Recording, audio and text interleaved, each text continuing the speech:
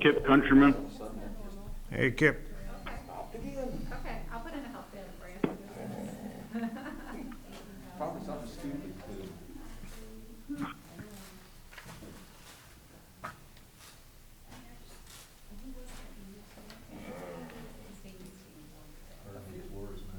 I feel like Frankenstein's monster.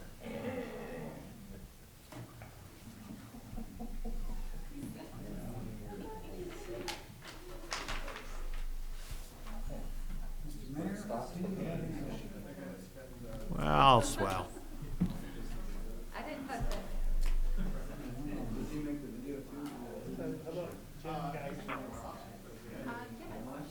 it. Is it the boys at the public safety building messing with us?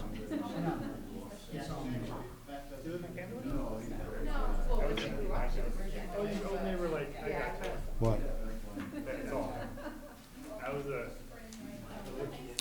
I gotta tell you, since we've switched to that, there's some very positive things about that, but there are some glitches here and again. You can't do everything you like.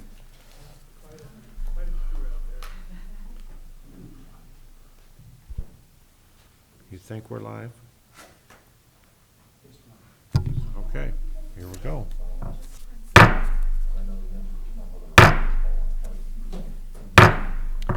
Call the November 23rd, 2020 City Council Committee of the Whole to order. The clerk will call the roll. Arivalo. Present. Brereton. Here. Flurry. Present. Frank. Present. Freeman. Here. McGee. Here. Porter. Ratcliffe. Ratcliffe. Ratcliffe is absent. Snow. Here. Stevens. Here. 9 present. Thank you. Under public comment this evening, Mr. Russell Caldwell would like to make a comment.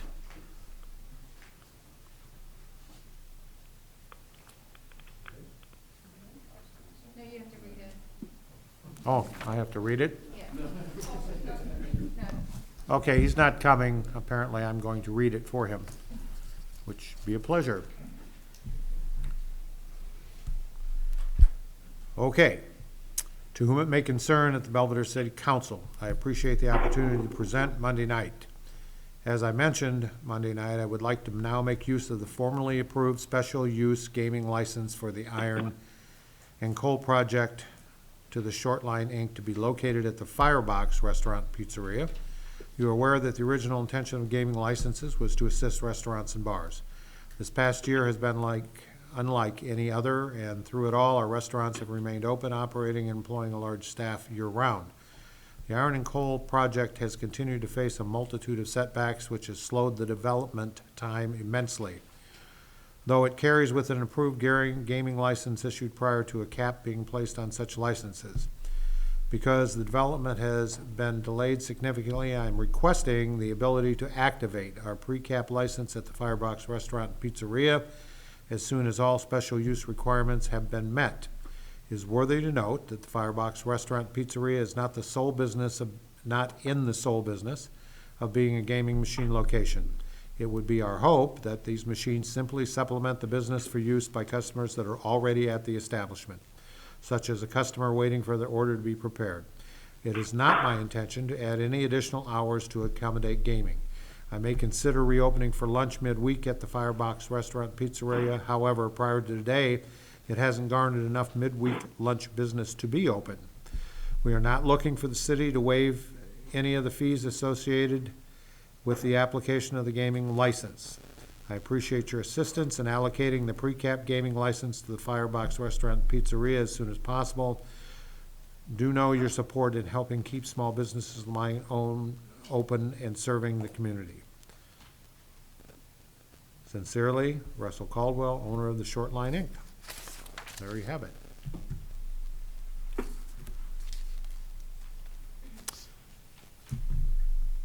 So then, up next, under public forum, we have no public forum this evening. Under reports of officers, boards, and special committees, under finance and personnel, unfinished business, there is none. Under finance and personnel, new business, we have a budget finance update. Ms. Tobin? In your packet, you'll see the monthly spreadsheets that I've been giving you, the fiscal year 2021 revenue comparables with last year. You will note if you flip it over, November's figures, which look really well. Something to keep in mind, though, you have to remember, especially when it comes to sales tax and the home rule sales tax, these would have been expenditures, these would have been the money that people spent in August, and when things were still open, I guess I would say. So as excited as I was about these numbers, obviously with the closure over the last 30 days and the mitigation, I'm expecting some of these numbers to decrease again. The other spreadsheet I'd given you on the municipal sales tax, it shows where we were at a decline of about 9.05%, and now we're at 6.54%. And for the home rule, we were at 13%, and now we're at 10.14. So things were headed in the right direction. I'm just not sure what these mitigation and the enforcement of the businesses being closed and things like that is going to affect these numbers. A couple other things just worth noting. We have received our entire CURES grant allotment at this time, so the $1,055,458.80 has been received to the city, so that's a good thing. That is in the general fund. We have also applied for the CURES ES funding, which is the economic support. I applied for $350,000. This would be for the local businesses to apply to the city for that support. I'm hoping to hear, I spoke to DCO today, and I'm hoping to hear, they said either by tomorrow or Wednesday, whether we have been approved for that grant.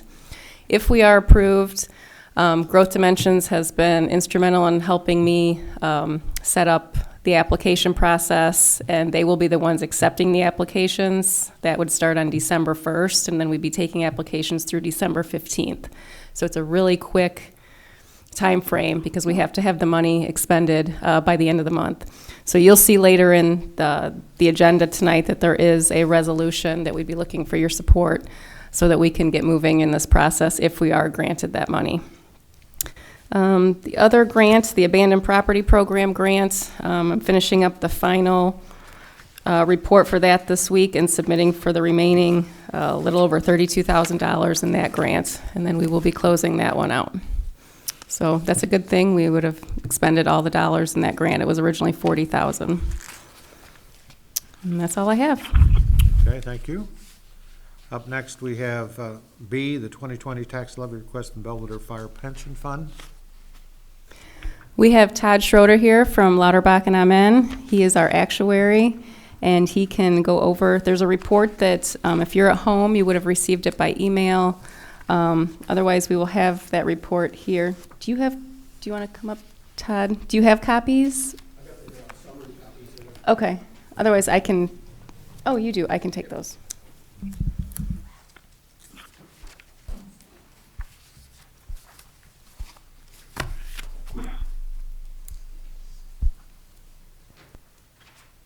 Thank you. And in fact, you passed those out. I'll just give you some introductory comments. We do a lot of actuarial reports for the city, 2 of them for each of the pension funds. So this document that's coming around is intended to try to summarize a couple hundred pages of information down into some of the key figures that we want to point out in the reports. But certainly, we're happy to answer any questions you have as we go over the numbers. And I'll try to keep this high level as we discuss it. Talk about some of the key information in here, and then again, I'm happy to answer any questions that you have about it. I know this isn't a real exciting process, certainly the actuarial process, and hearing about it is probably less exciting than the actual process itself. But there were a few things that went on this year, and that are part of this year's numbers that I do want to touch on. A few pieces, as I mentioned, I want to touch on. There's 4 things really that impact your numbers and how your contributions move from year to year. You'll see on page 2, on the very top line of the summary, we're asking for, between the 2 pension funds, approaching $2.8 million in a recommended contribution. And that's up approaching 10% over last year's request. So there's really four things that go into the change in contribution year over year that we look at. Some of these things we analyze on an annual basis. Some of them we analyze on a not an annual basis, and I'll talk about some of those in a moment. The first of the four factors is expectation. We do expect that this is going to increase 3 or 4% a year, so we look at the increase this year, about $240,000 between the two pension funds. We did expect about an $80,000 increase in the normal course if everything happened along with expectation. So the way these are calculated, it is expected again to increase year over year. The second thing we look at is experience, and this is fluctuations in both your assets and your liabilities. So your liabilities can be fluctuating based on maybe you had more retirements than expected or less disabilities than expected, or different factors like that can have an impact on the numbers. And obviously on the asset side, it's really focused on investment returns that are more or less than expected in the process. We look at those factors. You had a reduction in contribution related to the liability side factors and an increase in contribution related to the 5-year market returns that we reviewed. So those two factors became, from an experience standpoint, became a wash for your contribution. So factor 2, experience, was pretty much a wash this year. I'll show you the specific figures in a moment on those figures. Those are the two factors that we look at every single year. Expected increases and also the experience year over year that occurred. There's two additional factors that came into play this year that we don't look at every single year as part of this process. One of them was some assumption changes that we're recommending. There was some new information that came out from a mortality standpoint on a national basis that we're recommending to incorporate this year in the process, as part of this process. Actuarial assumptions are something we review for you every 3 to 5 year basis is our target. We did a full review in 2012, another one in 2016, and we're doing another one here in 2020 as part of this process. So there were some recommendations we made. And about another 30-year increase came in from those recommendations, roughly another $80,000 increase related to assumptions. The fourth factor that came into play, that again, doesn't happen on an annual basis, and this one is the most infrequent that did occur this year. There were changes to the benefits offered as part of the pension funds. So last year, towards the end of the year, the state approved the consolidation bill. Part of that consolidation bill, the committee that looked at the consolidation had made recommendations regarding the benefit structure for a segment of your police and fire employees. And this is specifically the segment that's designated Tier 2. So these are folks that were hired after 1/1/11 and had worked in another department prior to that. So for those folks, they're designated Tier 2 in the pension statutes. Prior to this year, there was a cap that was put in on their pay when projecting their pension out to retirement. So in our process, when we're trying to determine what a Tier 2 member was going to draw from the pension fund in retirement, we incorporated a cap that affected most of the Tier 2 members, at least we projected out to retirement. As part of the legislation that went through last year, there were concerns by the group, again, the task force that was studying consolidation. There was concerns that as folks in these Tier 2 structure were approaching retirement, that the benefits were not going to be an adequate replacement for Social Security, which they are required to be as part of this process for members who aren't in Social Security. So what they did is they increased this cap. What that means is when we project the benefits that these folks are going to get from the pension funds during retirement, we're now projecting that a higher portion of their pay is going to be pensionable. Therefore, we're projecting higher benefits, and we have a plan change that comes into this process in the current year. And again, it's about an $80,000 increase. So when you boil it down to your increase, about a third expected, about a third assumptions, and about a third related to these plan changes. And again, the experience year over year, when you factor the liability side and the assets, was about a wash. So that's from a high level standpoint, that gives you sort of a picture of how this contribution increases. If you look at page 9 in this presentation,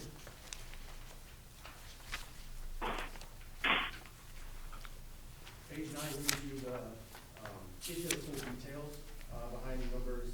So I got to give you some high level numbers of the changes year over year. This gives you a little more detail. It does break changes, so the two buckets of experience I talked about are in different places. Your expected changes are your top line. Also in the middle of that chart, we have both the assumption changes and plan changes.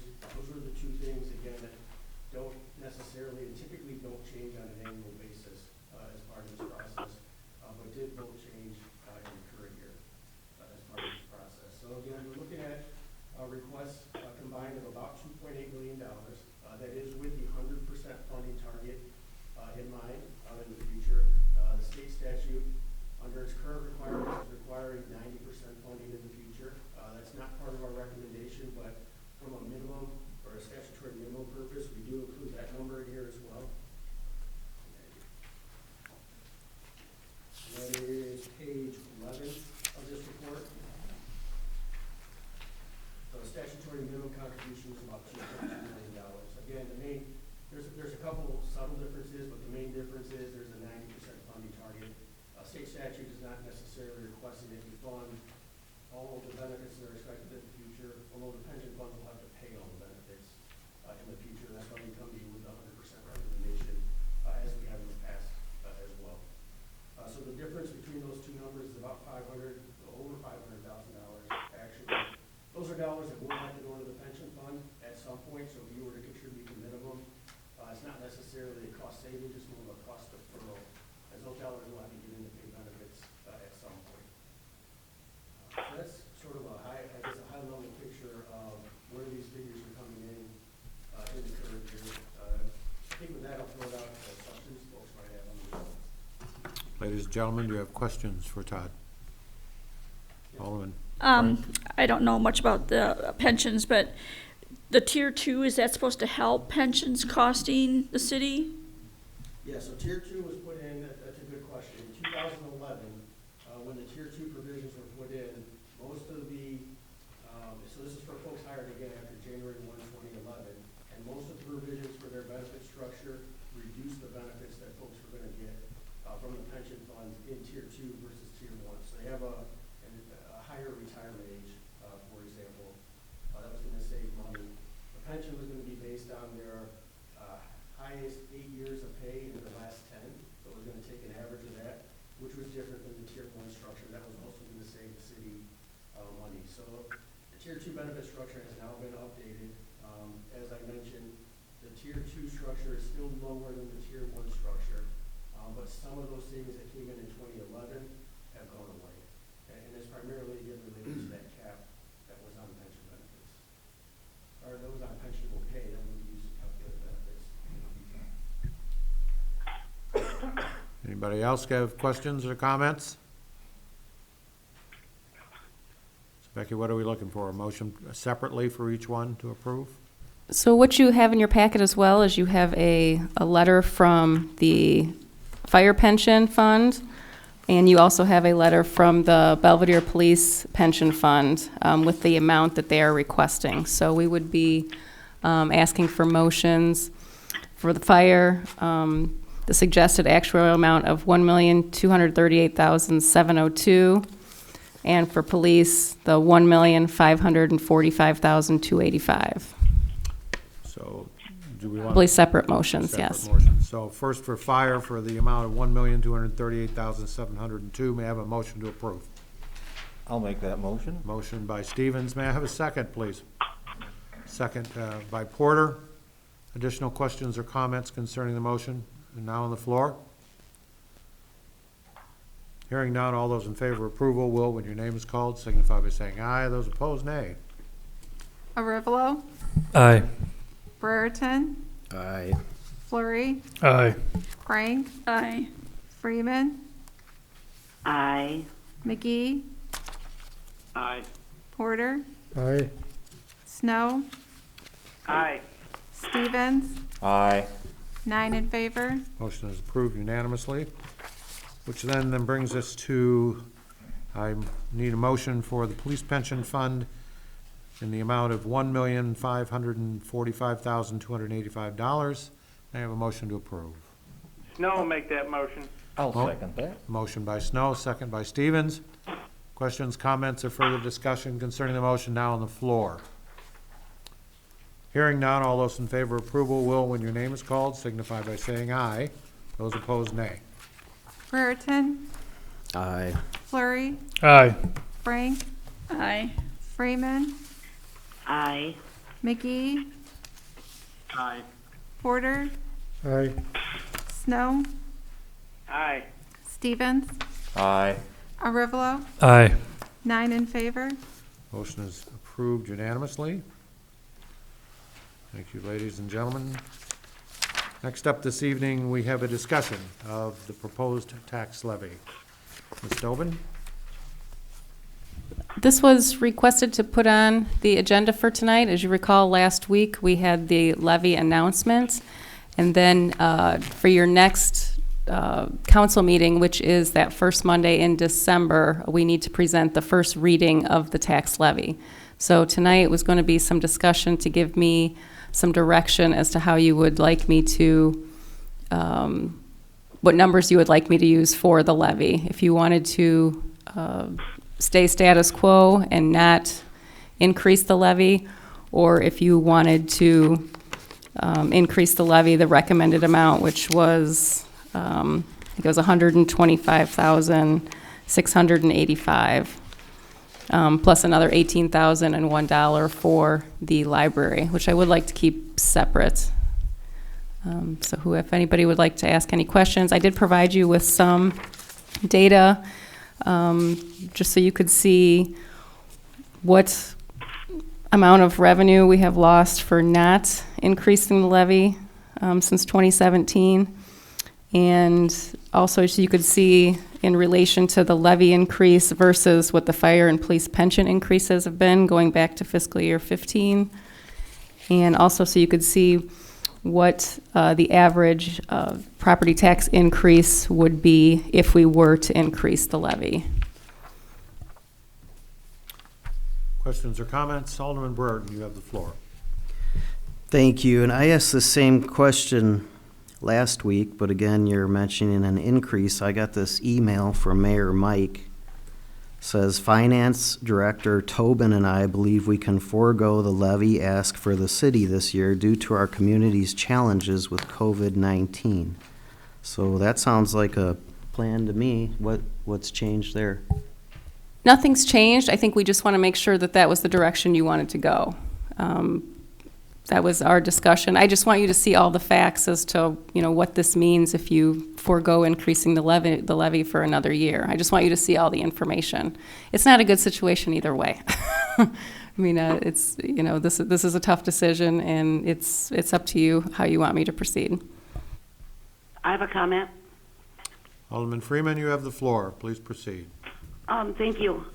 So if you're looking for a show of hands, Becky, on increasing the tax levy, my hand is for leaving it status quo and not increasing it. Okay. Alderman Snow would like to comment. Please proceed, Alderman Snow. So, again, I'm not necessarily a big fan of raising taxes, but the cost of operating the city increases every year. And again, just as the memo shows, every year that we do not recoup that, at least the so-called tax cap, we are going to wind up ultimately hurting ourselves further and further and further down the road. We also have these police and fire pensions, which we all know need to be funded, and they should be funded for the purpose of these guys take these jobs under the premise of having a pension at the end of their careers, and we need to subsidize that. And we're not going to find a bunch of money elsewhere. The only way to do this is by keeping up with the inflation of everything. And again, we have the ability right now to recoup the $800,000 that we've already lost. I'm not suggesting that we do that, but I think we should go with the original 2% or thereabouts increase that was originally presented to us. That's my comment. So my hand would be up for keeping it under the original memo that came out. Alderman Burton? Thank you. Yeah, so my suggestion last year at this point in the year is I wanted to keep the levy the same as it was, and then I wanted to review the budget and try to make some cuts there, but any cuts that I presented got shot down. So I vote for no increase again, and maybe we can try again with the next budget process and actually make some cuts. Anybody else wish to make a comment? Alderman Frank? I just wanted Becky to clarify something about the tax levy for the library.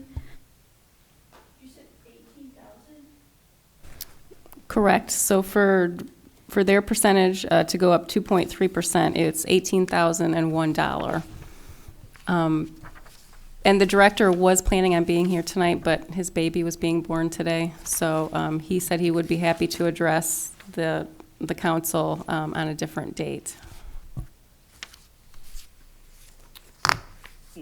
Snow would like to make a comment, being that I Please. attend numerous library board meetings. The library doesn't have alternative sources of income. Their bulk of their money comes from this tax levy. They can't raise sales tax. They can't impose utility tax and things like that. And raising any fees associated with their end wouldn't amount to anything. So again, we need to keep in mind that the library, again, they have significant payroll issues that are going to arise with the fact they've got to meet the minimum wage that the Democrats put into play with increasing it over and over and over. So they need an increase in order just to maintain that portion, let alone the inflation issues. That's all. Well, I have a think it's comment. important to note that the library does more than just check out books. This has been an awful year, and a lot of their programming has not been able to be done. They've had to lay people off. It's a very difficult I have a situation comment. for them. Just a moment, please, if you can wait just a second, Marcia. So yeah, I would think that the money for the library would be appropriate. Yes, Marcia, you now have the floor. I'm sorry, I'm having a hard time hearing you. I'm sorry, too. Mayor Go ahead. Chamberlain. So, last year when the library came with their handout, I privately made some suggestions to them how they could maybe get their budget under control. I told them, do you guys use any volunteers? And they said, no, we don't. I said, maybe you should use some volunteers. I personally know many retired teachers in this community that would love to go down to the library and do the story times with the kids and help people with their computer issues and all of the programs that they were advocating that they were going to have to cut if they didn't get this funding could easily be handled by retired teachers, volunteered, other people in this community that would step up and volunteer to do that. I also suggested to them why not they partner with Rock Valley College and clean out a room in their basement and maybe do a Rock Valley College bookstore down there where Belvedere area students don't have to go all the way to Rock Valley bookstore to purchase their books. They could do it right here at the library because there's some profit in that. Obviously, they paid no heed to, I gave them some other suggestions. Obviously, they paid no heed to those and just keep coming back with, this is our only source of revenue. We can't fund the library without this, and they're not willing to start trying to think out of the box on how they can come up with alternative funding and save money in their budgets. I understand, according to Attorney Durella, last week that no matter what the library comes to us with, we are obligated and shall, the wording says, give them that much money, and that bothers me that they kind of have us, under their thumb that way, and maybe they should have their own tax levy instead of piggybacking off the city. That way they would have to try at least come up with some alternative ways to balance their own budget. That's my comment. Okay, thank you. Any other comments? Yes, Alderman Revelo. I agree with Dan Snow. I think we should increase the tax levy. You can only skin the cat so many times until there's no more revenue, and you come into a deficit that it will be hard to come out. Because prices do go up, inflation does go up, and we do have to keep up with inflation. Alderman Frank? I have a hard time with that comment when we are in COVID and people are hurting and businesses are losing, business. We don't know what's going to happen next, and we're just asking more people for their tax money from the have-nots to give us more money. It just makes me sick. Alderman Porter, and then Alderman Burden. Yeah, I'd have to agree with Wendy on that one. It's, it's hard times right now, and a lot of people have been off work. So I think maybe this year we might want to consider holding it even. As far as the library, I would like to hear from the people at the library before making a decision on that one. Alderman Burden, you have the floor. Thank you again. I agree with Alderman Frank as well. So I'm just going to go ahead and make the same motion that I made last year. And that's that the levy reflect a 0% increase from the previous year. That's my motion. Do I have a second? I'll second that motion. Second by Alderman Freeman. Additional questions or comments concerning the motion now on the floor? Hearing Alderman Porter. So are we agreeing to the library too, or is that a separate deal?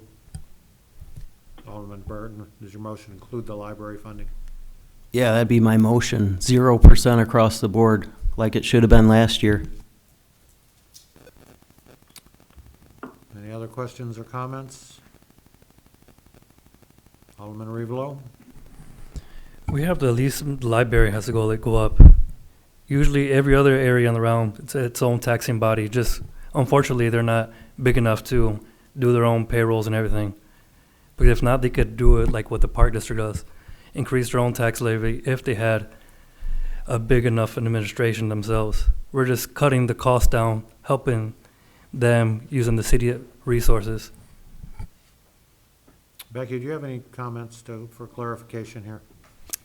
I was just going to say I can, as Alderman Brereton said, I can leave it status quo at 0. And then when they're able to come to the first, it would be the first reading when typically there isn't any discussion.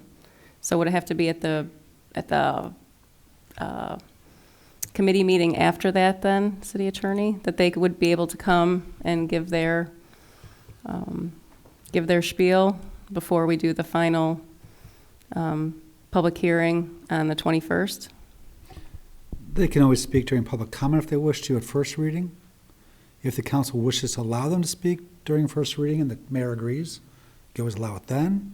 They can come and speak during the public hearing on the levy as well. So they've got a few opportunities. Because I can always leave it at 0. Changing one number is not a hard thing. Put it on the agenda with the first reading to discuss it. We could do that. Alderman Porter? Well, that's what I was going to say too. Is there anything that prohibits us from discussing it in council at the first reading? That would be probably the best thing to do, since we don't want to get into a bind like we did that one time. Okay. I'm sorry, I didn't catch the last part of your statement. Just so we don't get into a bind like we did that one time where we had to call extra meetings and such, maybe it would be best to discuss it during the first reading. Any additional questions or comments at this point? Alderman Frank? I'd like when they come to talk, if they would have a breakdown of their expenses, because it's just broad. It just tells us a number amount and an $18,000 increase. I'd like to know, is that for the accountant? How much is that as wages? Since they're not even open, I don't think since March, are we still paying these people when the public library is closed? They're open. You can take books out. How are they doing that? Virtually? How do you take books out virtually? They're closed. They're closed. Starting today, they're closed. Okay. Side, I'm sorry, you can't go You into the can get library. books. You could get up 'em- until you get 'em today. curbside. You can't go in the library, but they're not closed. I was gonna say, some of it's my wife and daughter breaking into the library and bringing the books Basically, the whole town is, going on a slow stream. Say, whoa. Okay. Alderman Burton. Thanks again. Just to add to that, yeah, if we could get a copy of their budget, I think that would help their case. But we still have a motion and a second on the floor. So, any other questions or comments? Yes, Alderman Fleury. So I think that, although it's not popular to raise the levy, and I think at some point we do have to discuss that, but I agree with Alderman Frank and others that say, this isn't the year due to COVID. However, we can't continue to kick the can down the road. So as Alderman Brereton suggested, looking next year at the budget, see where we can make cuts there. And then, again, ways to increase revenue. We had an opportunity earlier in the year to reduce or get rid of impact fees, which would maybe brought up an opportunity for builders to come here. So I think, again, may want to revisit that when we look into next year. If the currently, last year we only had 7 new homes, so if that continues that trend, I might want to consider that would be another way to increase the revenue that's not putting a burden on taxpayers. Snow has a comment. Yes, Alderman Snow. And I get the point of Ms. Freeman, or excuse me, Marcia, and Ms. Frank in regards to this is maybe not the most appropriate time, but the city is down on all of its financial resources as well, and we still have to provide the services that are required and needed for the citizens, and we can't do that without the funding. That's my last comment. Okay. All those in favor? Mr. Mayor, before you vote, Yes. on a procedural note, 2 items of procedure. Number 1, while you're voting tonight, tonight's motion will actually show up on the city council agenda.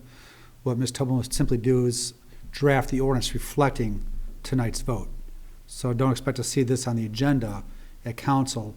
The ordinance for the levy that you see will reflect the changes that you're directing this evening. And another second procedural note, don't forget also there is a committee meeting between first reading and second reading. So if the council wishes to discuss it further or hear from additional parties, they could do that at that point as well. Okay. And I'd like to make one more comment before we vote.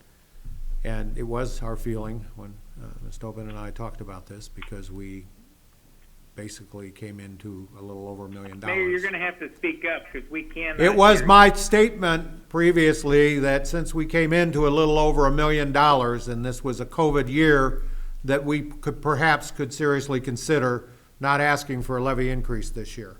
However, I want to stress some comments that have been made here. If you keep kicking the can down the road, at some point in time, revenue needs to be raised, and that typically is a tax increase of some kind, because that's where revenue comes from. And so I want everybody to be sure that they understand that, this is a especially bad year, and we want to make people as whole as possible, but we cannot continue to spend more money and bring in less revenue. It's a big wall that you hit in a while. So I appreciate everybody's comments. Yes, Alderman Porter. I did have one question for Becky here. It's basically budget related, going back to the CARES grant. You said that we had received that money, and you had said that you put it in the general fund, and I think when I talked to you before, they said they were going to put that on a separate line item. And I'm wondering, we can only use that money for COVID-related issues. Am I correct in that? And when I said that money is in the general fund, it's in a line item specifically for grants, which is where it needs to be. That's where the auditors would want to see it. It can be used, it's money that's being reimbursed for expenses that we've already incurred. And we were allowed to submit for anything COVID-related, and salaries were part of that. So when I did the reimbursement for the large portion, which was about $850,000, for the grant purposes, I used the fire department. So I took their wages all the way back to May through October and submitted that for reimbursement, based off the fact that they're paramedics, they're on the front lines. I could have done the same thing for police as well. A lot of people submitted for police reimbursement. So that money is ours to do with what we want. That's all reimbursed from expenses that we've already incurred. So, just to make sure we are entirely clear, Alderman Brereton, would you restate your motion? Motion that the levy reflect a 0% increase from last year across the board. All those in favor of approval of motion, Will, your name is called, signify by saying aye. Those opposed, nay. Flurry, Aye. Frank, Aye. Freeman, Aye. McGee, Aye. Porter, Aye. Snow, No. Stevens, Aye. Arivalo, Nay. Brereton, Aye. 7 in favor. Okay. So the request for the levy is defeated, and we will move on. Under E, a resolution authorizing the local Cures economic support payments grant program within the city of Belvedere. Ms. Tobin? Just a moment, please. Yes, Alderman Burton. Yeah, just thank you again. Before we proceed with this, I just want to mention, I noticed we're getting a lot of last-minute emails regarding the agenda, and I can understand that happening once in a while, but I think it's been like 3 or 4 weeks in a row. I think it's a bad habit to get into, so that's all. Well, I appreciate your comment. Sometimes the way things transpire at City Hall, we want to get something to you instead of having to delay talking about it for 2 weeks. And for your consideration of additional information, so. Yeah, like I said, once in a while, but 4 weeks in a row, it just seems to be getting to be a habit. Well, appreciate your comments. Ms. Tobin? So what you have in front of you, there should be a resolution, and the city attorney may address this as well, but this basically, if we receive the Cures money, the ES money, the economic support for local businesses, it lets us disperse that money without having to come back to council for every single expenditure or every single check we were to write to a business, that type of thing. So this kind of just gives the authority to the mayor and to his designees to move forward with this process. Mike, did you want to address that at all? It, number one, allows participation in this portion of the Cures grant. As you recall, the ES portion of the Cures grant allows municipalities to basically subgrant money to businesses that are suffering under the COVID-19 pandemic. One of the problems you run into is the expenditures from the city to the entity must be made by December 30th, by the end of December 2020.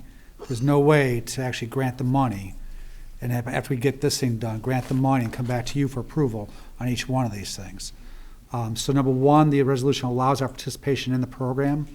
And number two, allows the mayor, his designees, and the reason I phrase it that way is they're talking about a committee of 3, to approve a subgrant of up to $25,000 to local businesses. Okay.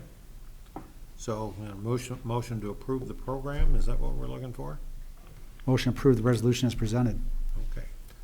May I have a motion to approve the resolution as presented? Snow will make that motion. Motion by Snow to approve. May I have a second, please? I'll second that. Second by Arivalo. Additional questions or comments concerning the motion now on the floor? Snow I have has Couple questions. Well, you're in line, Snow. Just if you be patient for a couple of minutes. First, we have Mr. Stevens, then we have Mr. Arevalo, and then we have Mr. Porter. And so we'll start with you, Mr. Stevens. What kind of guidelines are going to be used for getting the money? Do we have any, or? So the state has guidelines that are put in place, and then we will as well. For example, eligible businesses, they must be located in the city, they must be incorporated, a partnership, or a sole proprietorship, they must be in business before January 1st, 2020. They must earn less than $2.5 million in annual revenue to consider them a small business. Able to document a significant negative business impact due to COVID-19. Preference will be given to businesses who have not received federal assistance.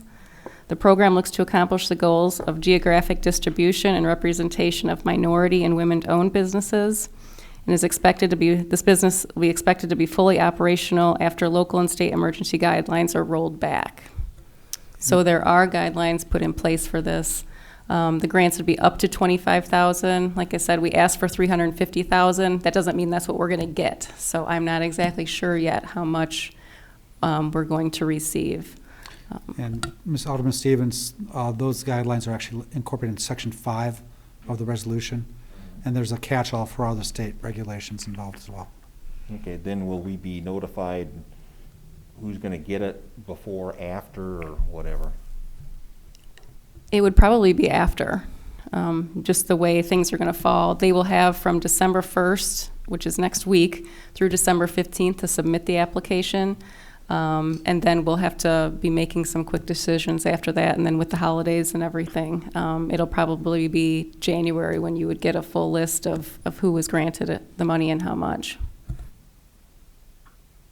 Okay, we have Mr. Arevalo. Becky kind of answered it. Business that make 2.5 million below, because I didn't want the Chrysler Dean something corporate business that can handle the impact. I wanted the money to first be allocated to small businesses. Small business, yeah. Alderman Porter? Well, that pretty much answered all my questions too. I just wanted to know that if it was all going to be all well documented, so we can, review it after the fact and everything's going. Okay, Alderman Snow. So I'm guessing, generically speaking, a lot of the businesses that would potentially come to us would be restaurant, hospitality-orientated businesses. And for the instance of where we've got some restaurant businesses that have multiple entities, does that count as one entity, or do they all get their own cut of the pie per se in that regard? If they were to submit, each entity portion would have to submit. And I was just talking about that with Growth Dimensions this morning, and technically, they're doing business as if they're separate entities. They could apply for multiple grants. That doesn't necessarily mean they would receive funding for all of them, but technically they could apply under each business. And I guess I would ask that, I don't know, and I'm just tossing this out there just for the sake of, since the city council kind of has the approval process to some extent over this, if part of the committee or whoever is going to be asked to look into this, and I realize Growth Dimensions is going to be part of this, that maybe one of the aldermen who has the available time would be able to sit in and weigh in to be there for the discussions. Just tossing that out there for a point of conversation. We have no objection to that. Who are you nominating? Well, who's volunteering? I have a full-time job, so it wouldn't be in anybody's best interest for me to do it, but I know some people may have more time available to participate. I saw Alderman Stevens' hands first. Was that correct? Yep. Okay, so be it. Is everybody okay with that? Yeah. Okay. Yes, Alderman Porter. One more question here that I thought of. It says on the first part of the reimbursements, it says the first reimbursing local units of government for COVID-19 response costs. What have we done for COVID response? I mean, I don't see much testing going on down there at the Boone County Health Department thing. What exactly have we done for COVID response? Well, that's the county, I know that. and it's not, and you haven't noticed the testing uptick? They've had mobile testing sites for the last 6 to 8 weeks, typically at least 2 and as many as 4 sites per week.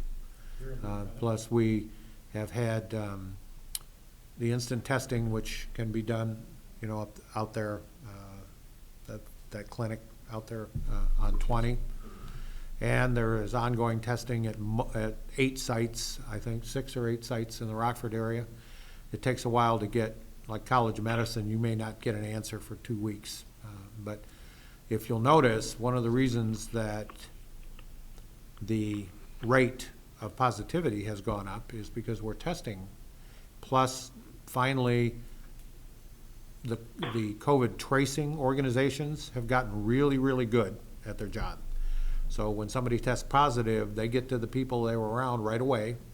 And chances are better than 50-50, I would think, that they're going to test positive too, within a week or so. So all of the above. And so they're doing a yeoman's job at trying to get this thing handled. And so far, and I would share this, I think this is appropriate time. I was on a call last week with the mayors and chairs, including Winnebago County. And the fire chief, Chief Bergstrom over in Winnebago County said when their ambulances get to the hospitals, all 3 hospitals over there, they have to sit and wait in the ambulance sometimes 2 to 3 hours before they can get a patient into the emergency room.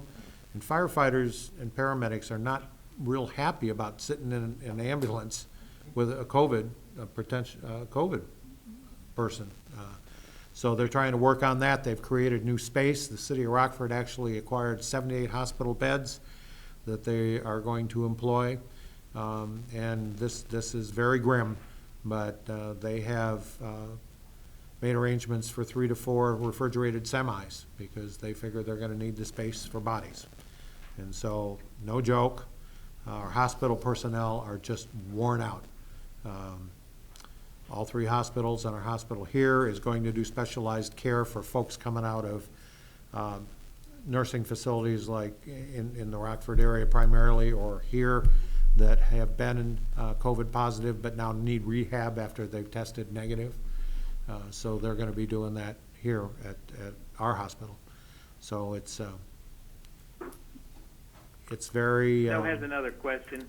frightening. I have a question as well. Okay, can we wait just a minute? Wendy had her hand up first. Go ahead, Wendy. I'm just wondering who would be choosing who gets the grant payment money? So that would be as part of our, when I submitted the application, from what most other communities are doing is they're putting together a committee, and it would be myself, the Growth Dimensions Director, the mayor, and now it'll be Alderman Stevens as well. So it would be the 4 of us doing it. Okay, Marcia, please proceed. Thank you. I had a comment first and then a question for Becky.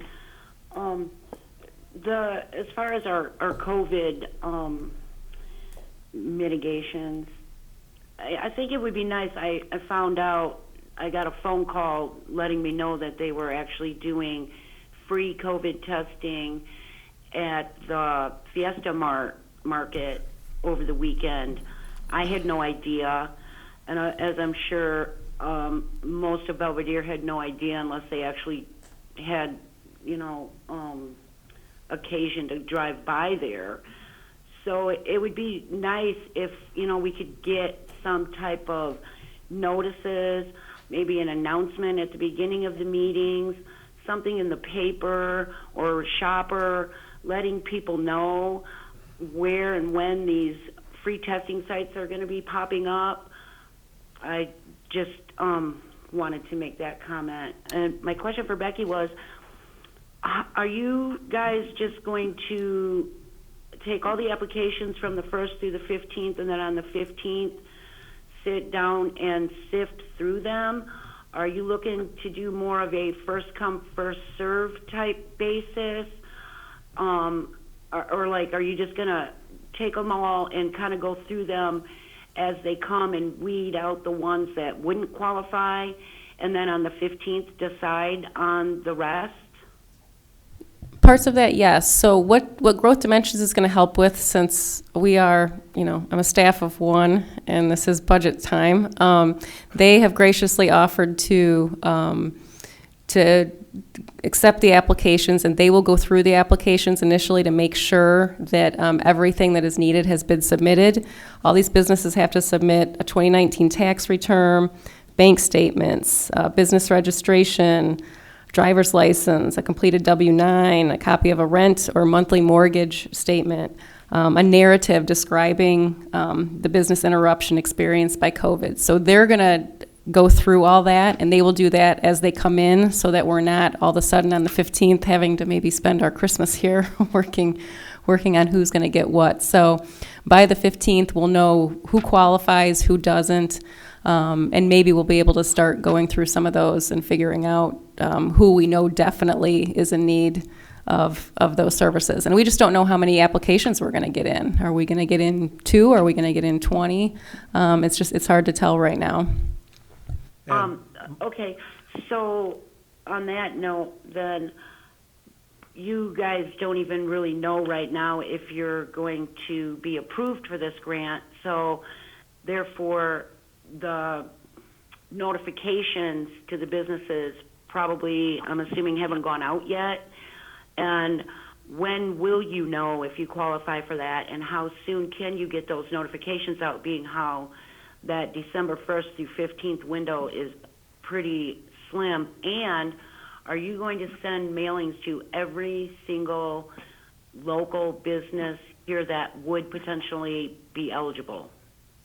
So Growth Dimensions is taking over the marketing part, and it's actually pretty much ready to go. We're meeting tomorrow to discuss the logistics, but Heather Wick has already worked on the online application and being able to upload documents if people wanted to do it that way rather than put it in the mail.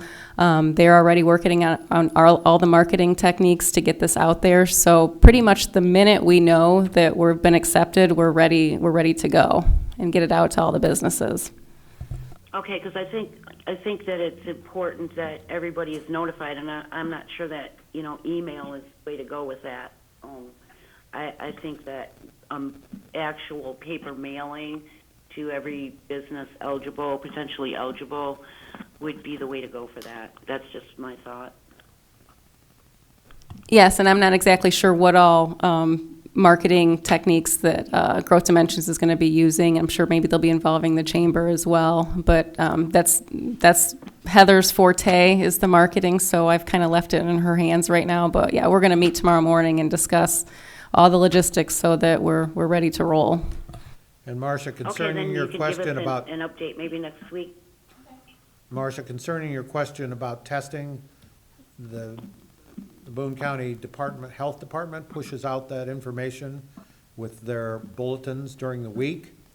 We'll make sure that if we see one that has those sites on it, that we can post it on the city website. And I believe that those get posted on Growth Dimensions and the Chamber when they get those too. So there are multiple sources that you can look and see those. Alderman Snow, did you have another comment? Well, part of it was piggybacked with what Marcia had asked about how notification was going to go. And I'm assuming at some point, we as a city, since we have the business registration, I assume we can actually go through that as to make sure that those people are on the list getting notified that appeared that they would qualify. Yes, I believe so. I think, was Pam talking to you, Sarah, about that? We have our list, yeah. Okay. So we have a motion and a second for the resolution authorizing local cures economic support payments. All those in favor will, when your name is called, signify by saying aye. Those opposed, nay. Frank? Aye. Freeman? Aye. McGee? Aye. Porter? Aye. Snow? Aye. Stevens? Aye. Arivalo, Aye. Brereton, Aye. Flurry, Aye. 9 in favor. Motion is approved unanimously. Thank you, ladies and gentlemen. Next up, under Public Safety, number 3, unfinished business, there is none. Under number 4, Public Safety, new business, we have an update from the Fire Department. Chief Heiser, you have the floor. Thank you, Mayor. Recent activities with the fire department. Our department responded to an 11-unit apartment fire in the 600 block of Whitman Street on November 12th. The value of the structure was assessed at $600,000. Damage was held or was stopped at $30,000. Unfortunately, 2 cats perished, but we were able to save the family's 2 pet reptiles. This 'tis the season for holiday activities and cooking and stuff. I'd like to remind everybody to be careful while cooking. Another one we have, promotional testing. We'll be starting in December, our promotional testing. We presently have 3 lieutenants testing for the captain position, and then potentially 9 firefighters testing for the lieutenant's positions. This will create a new list to replace our existing list that expires on April 15th, 2021. Also, fire department related update. Engine 101, our 2018 pumper, is at Alexis Fire Equipment, where any items that are under warranty are getting fixed. 101 will also have its annual pump test, its brakes done, and preventive maintenance, along with ground ladders tested. Today, we received a shipment from our local emergency management agency restocking our EMS for COVID response supplies. Some of those items were N95 mask, splash gowns, exam gloves, and hand sanitizer. We are now presently well stocked. I would like to take any questions on any of the above mentioned from the City Council at this time. Questions for the chief?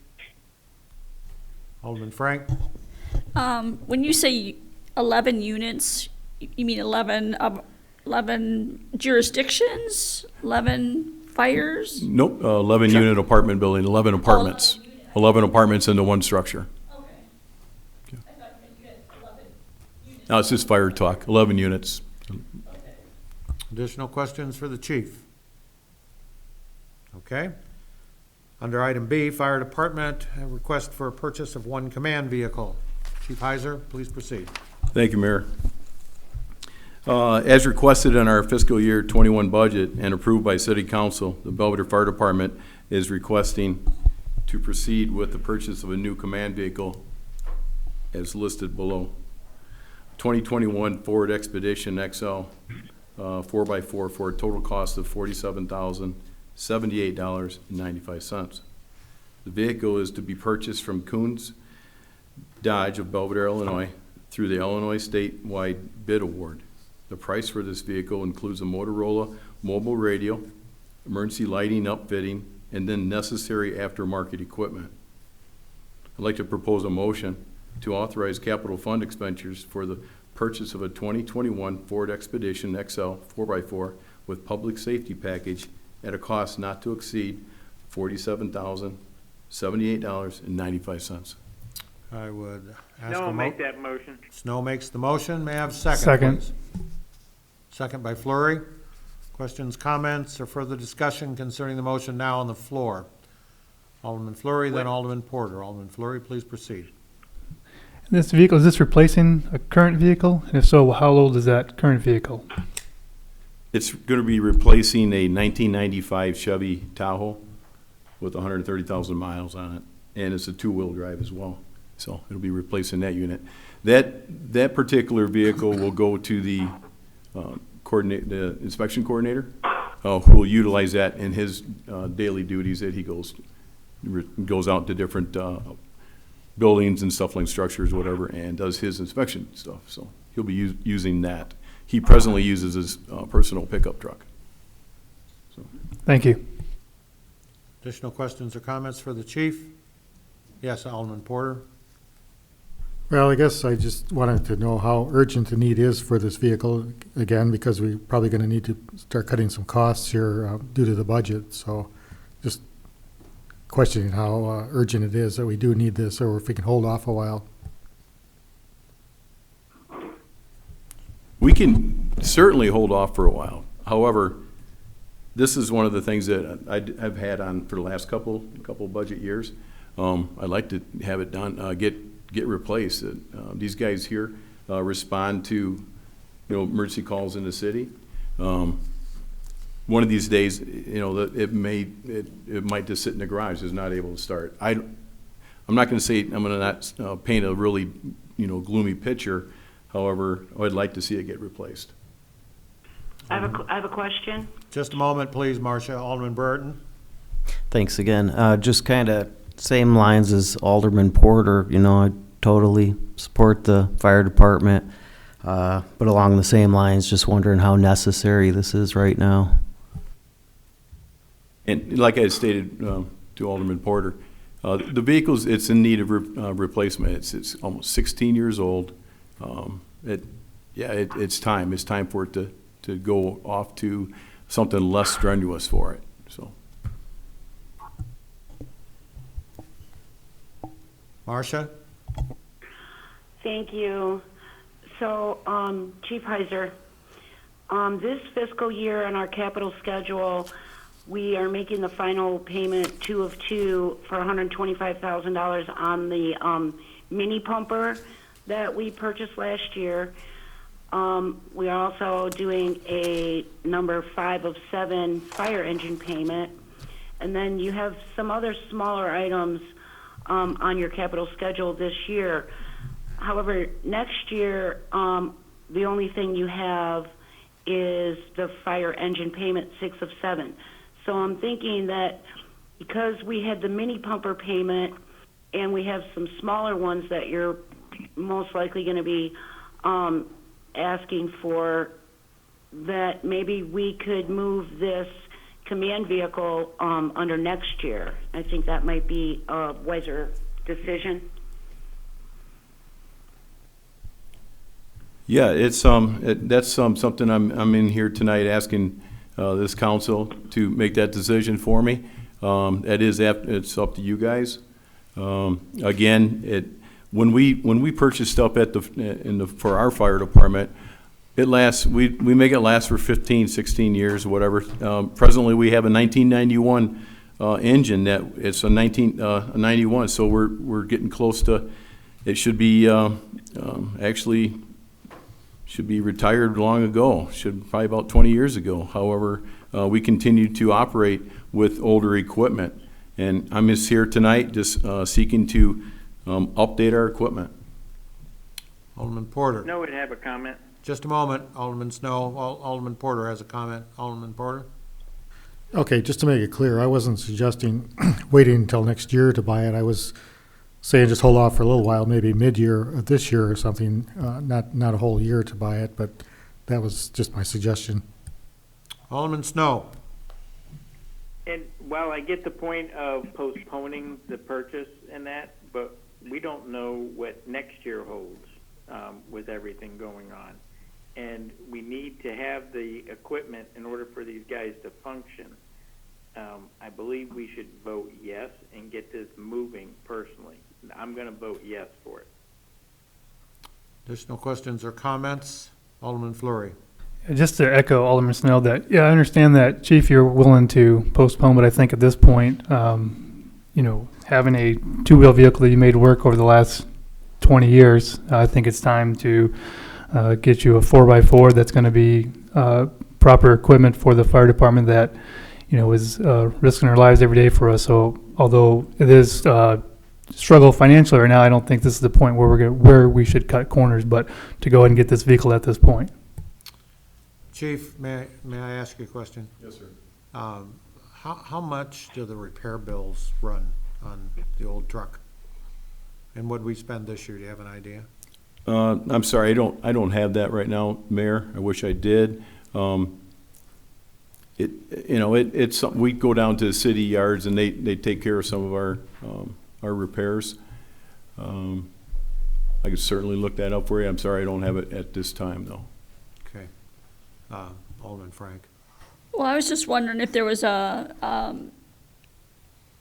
something in between, like a 2018 that didn't cost as much, like, if, you know, to cut the corners, to make do until we do the next budget calendar year. That starts in January, right, Becky? May. Oh, May. May 1st. But don't we start the budget process? Correct, we start the budget process in January. Yeah. Is there anything out there that's newer, like a 2018? There potentially could be. Again, Alderman Frank, like, we use stuff and we use it to its maximum, all right? And to purchase this now, we'll have this for the next 15 years again.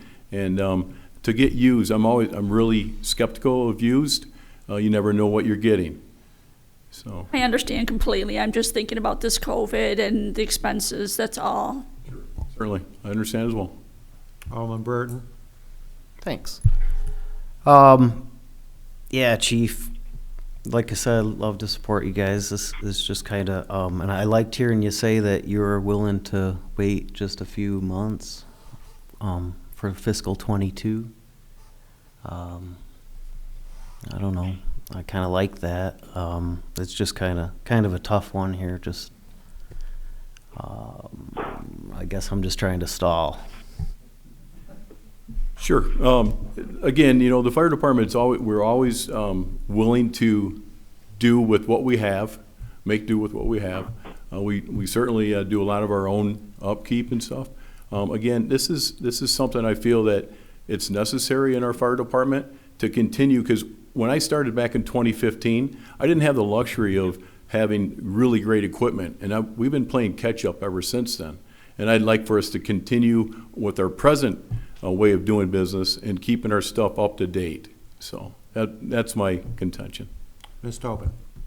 If I could weigh in, I guess if this is just my opinion, if I had my choice, I would rather buy it now and pay for it now in the current fiscal year when I know we have the funds, it's budgeted, rather than trying to try and budget for it next year when I think things are going to be tighter. We're going to have to make cuts in certain areas. You got raises for next year. You got all kinds of things we got to work out, and this would be one less thing that we would have to try and squeeze in there, because I think it does need to be replaced. I don't think we can push this off to 23. So I would rather pay for it in this fiscal year. I have a question for Becky. Go ahead, Alderman Freeman. So Becky, I think you said it was like 1.55 million that we got from the COVID Cures grant that you deposited into the general fund. Whatever we don't use out of that money will flow into next year's budget, correct?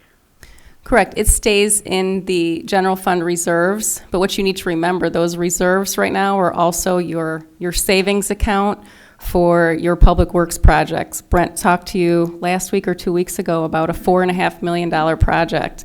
So, so when you think about our reserves right now, that after receiving this COVID money, we're going to have about little over 7 months of reserves sitting in our general fund, which sounds like a lot, but it's because that's also our savings account. And, you know, as Brent and I go back and forth as to what number we're comfortable using out of those reserves to put towards that project. So every dollar we can, we need to be putting towards those large infrastructure projects. So our ordinance requires 3 to 6 months in our reserve fund. We have been extremely prudent, and we have 7 months.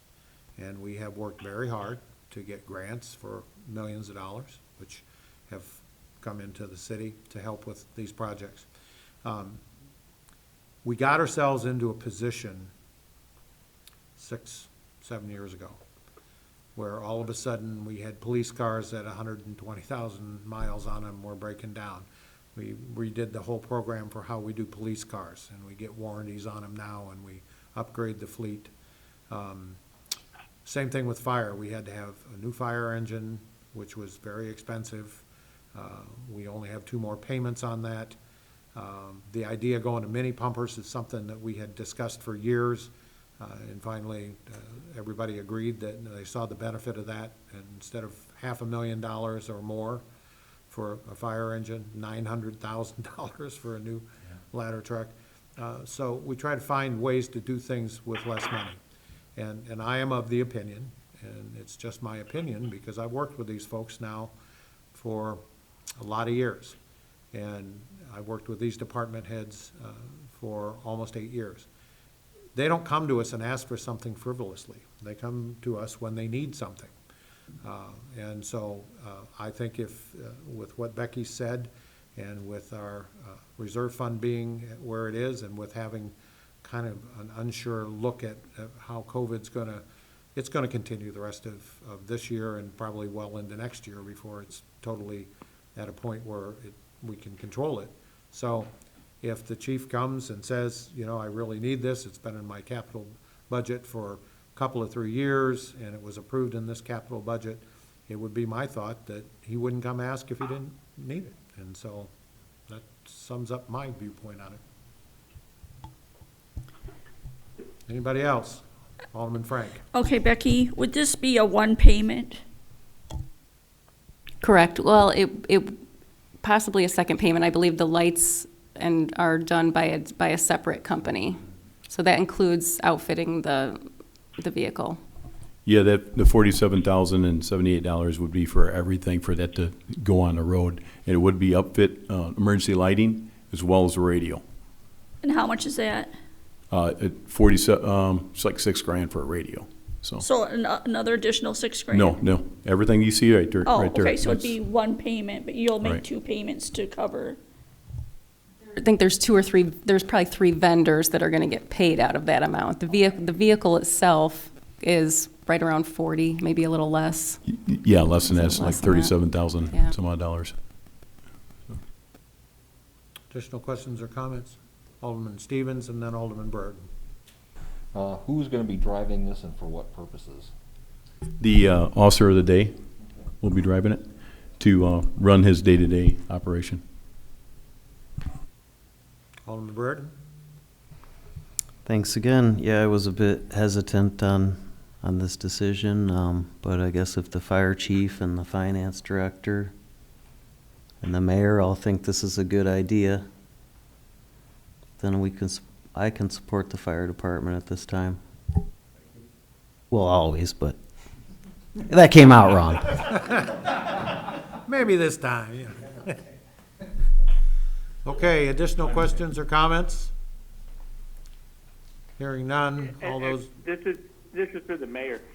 Yes, Mayor, sir. I know you were selling the idea, but most of us could not hear what you were saying. Just to let you know that you're gonna have to speak up if you're want us to. Yeah, Alderman Snow, I cannot shout loud enough for you to hear me, unfortunately, because I have to speak at this level and everybody in here wants to kill me. So let me get closer to the microphone for you. Okay, thank you. So what I said in a nutshell is this. It's been my experience. I don't need you to repeat it. I understood what it is, but just Then for why your am own- I for over the here next- talking into the microphone? Why am I over here talking into the microphone? Because now I can hear you, and when we talk about the next items on the rest of the list, it's going to be important to be able to hear what you're saying. That's all.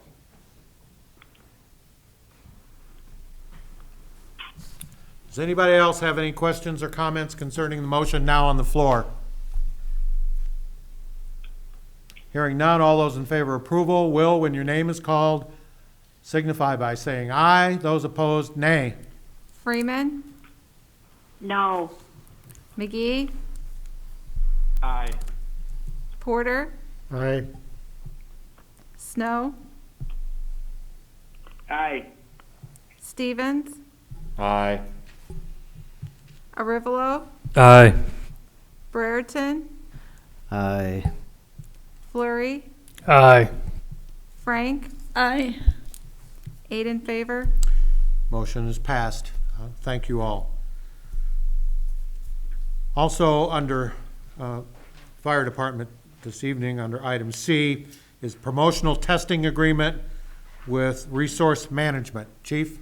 Mayor, I can start this discussion, actually.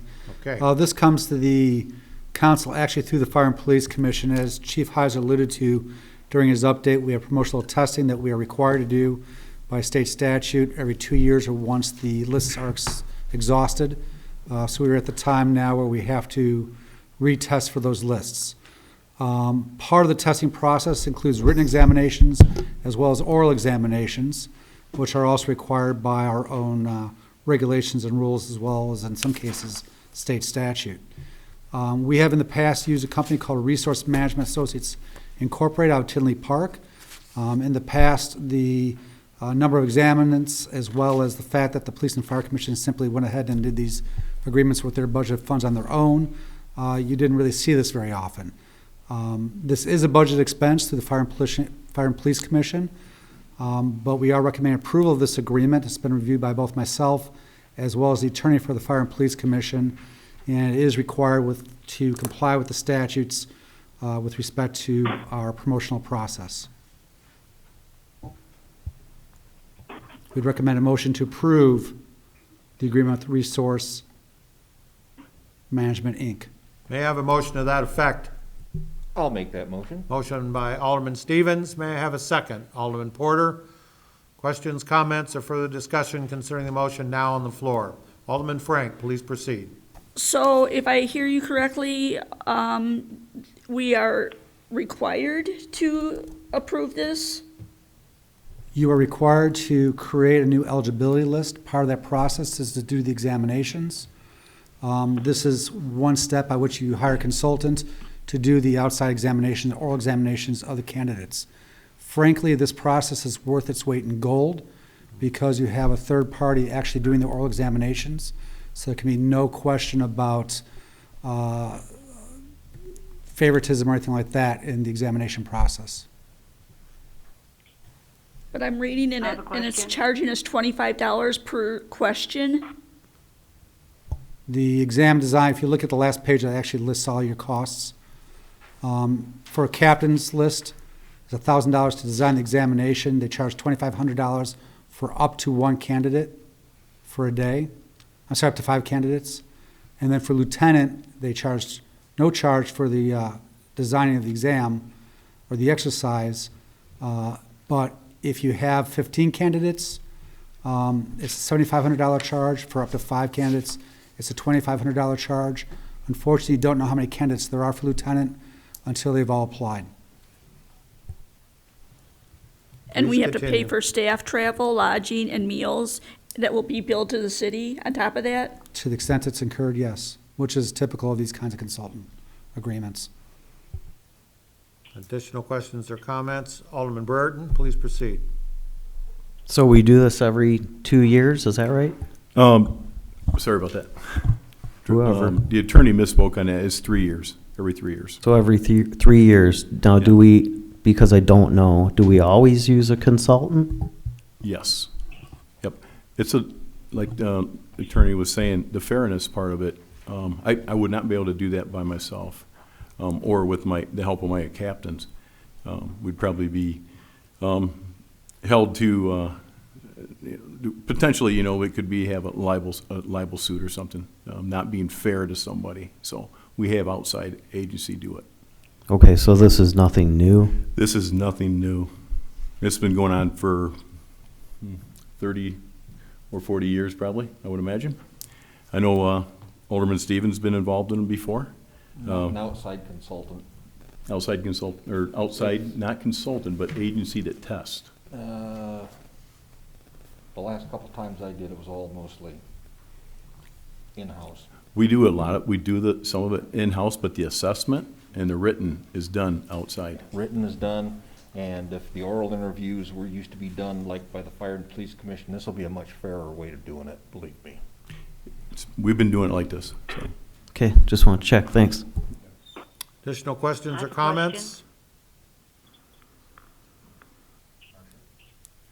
Ms. Freeman, did you have a question? I did, Your Honor. So, Al, these are all our guys in our fire department that are looking for promotion to captain or lieutenant, correct? Yes, that's correct. Like I stated in my update, we have 9 potential firefighters that are going to be vying for that lieutenant's position to make that list. And also, our 3 lieutenants are also going to be going for the captain's position list. Okay, so if we have for up to 10 candidates, that's the $5,000 price tag on that one for lieutenant. And then we're already at 2,500 anyway for the up to 5 candidates for the captain. So we're looking at 7,500. In that area, yes. And as I had mentioned earlier, or actually Drella had mentioned earlier, that we're not even sure how many candidates will be. We're thinking up to 9, but it could be maybe more. It could be 10, or it could be down even less than that. So they have until December 4th to make that known. Okay, thank you. Any other questions or comments concerning the motion now on the floor? Hearing none, all those in favor of approval will, when your name is called, signify by saying aye. Those opposed, nay. McGee, Aye. Porter, Aye. Snow, Aye. Stevens, Aye. Arivalo, Aye. Brereton, Aye. Flurry, Aye. Frank, Aye. Freeman, Aye. 9 in favor. Motion is approved unanimously. Thank you, ladies and gentlemen.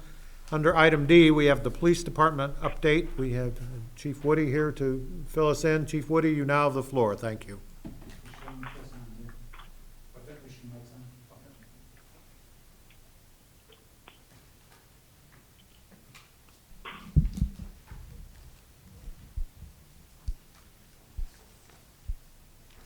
Thank you, Mr. Mayor. Just to give you an update as to some of the things that are going on with the Belvedere Police Department. Jonathan Lurch is our newest police officer. He graduated the Suburban Law Enforcement Academy on Friday, October 30th, 2020. He's currently in our field training process.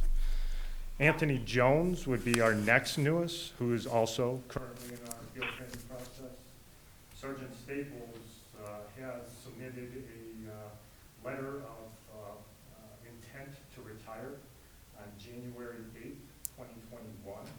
He's been with the department 23 years. And he got hired on the same year I did, actually. So he has been and will be an asset to our department. And, we wish him very well in his next endeavor. Because of that, we will also be starting the promotional process to select a new sergeant as well.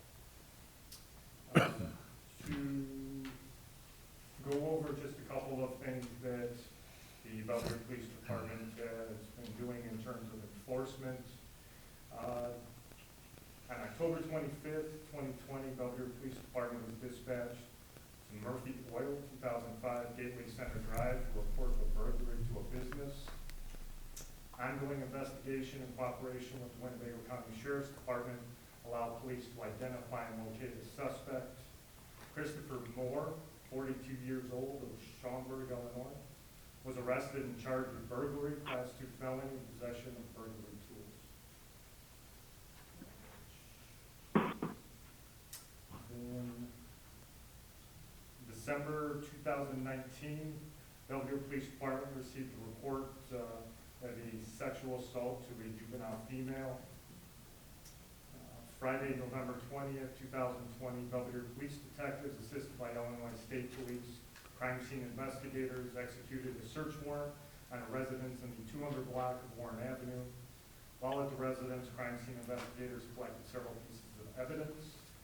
Joel A. Perez, 19 years old, of Belvedere, was arrested and charged with 1 count, aggravated criminal sexual assault, Class X felony, punishable by 6 to 30 years, 1 count of criminal sexual assault, Class 1 felony, and 2 counts of aggravated criminal sexual abuse. And then over the weekend, Sergeant Damon, who was on an IDOT detail. IDOT is where you see officers standing on the corners of the streets enforcing like seatbelt, cell phone violations, things of that nature. Sergeant Damon conducted a traffic stop on a vehicle, conducted an investigation, and ultimately seized 15 grams of methamphetamine, 18 pills of Adderall, and 180 grams of cannabis. United States currency, as well as the occupant's vehicle, was seized that night. to just give you an idea of some of the things that our community policing program is conducting. They are conducting the Citizens Police Academy every Wednesday night from 6 p.m. to 8 p.m. And they have begun the Feed the Need. It started last Saturday at Aldi, and it will continue this Saturday at Kunis from 9 a.m. to 1 p.m. With that, I'll take any questions. Otherwise, I'll turn it back over to Mayor. Questions for the chief?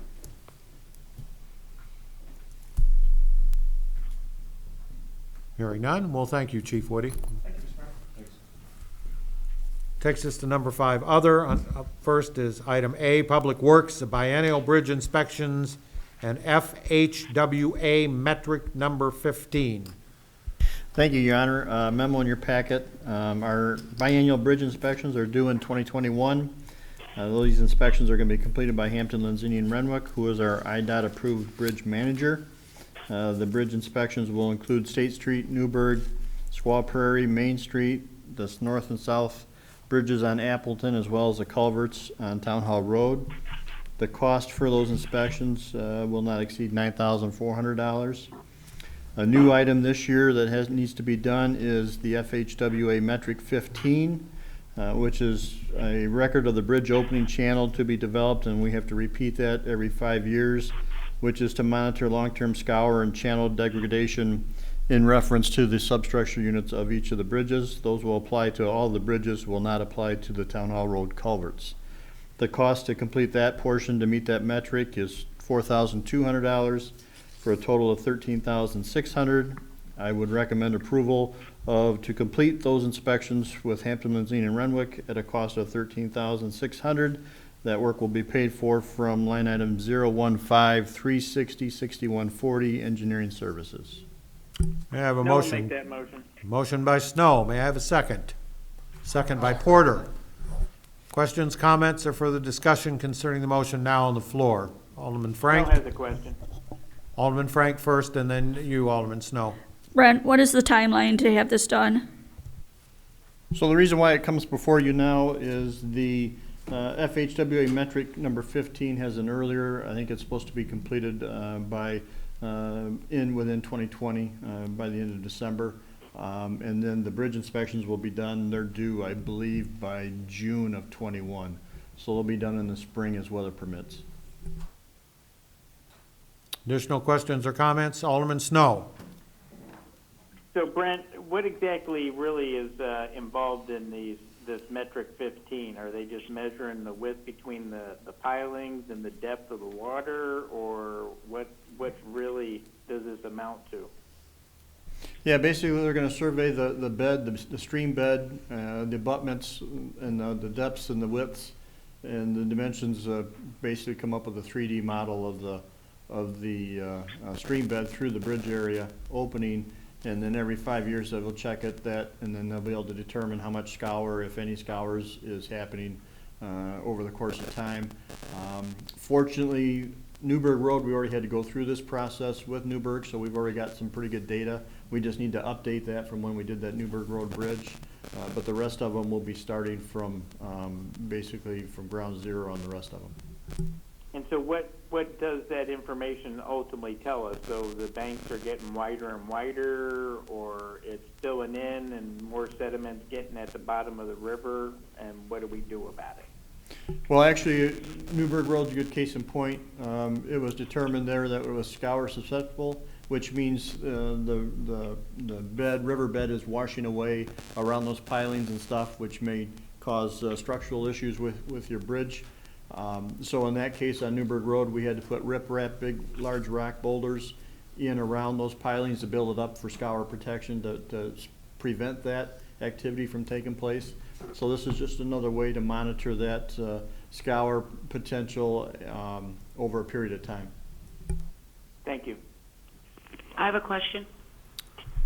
Okay, Alderman Arevalo and then Alderman Freeman.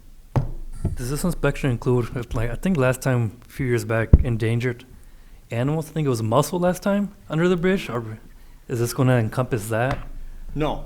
That was for when we were actually doing the bridge project itself. Fortunately, we don't have to do that. This is just basically completing a survey of the riverbed through the bridge area. Thank you. Okay, Alderman Freeman? Okay, thank you. So, hey, Brent,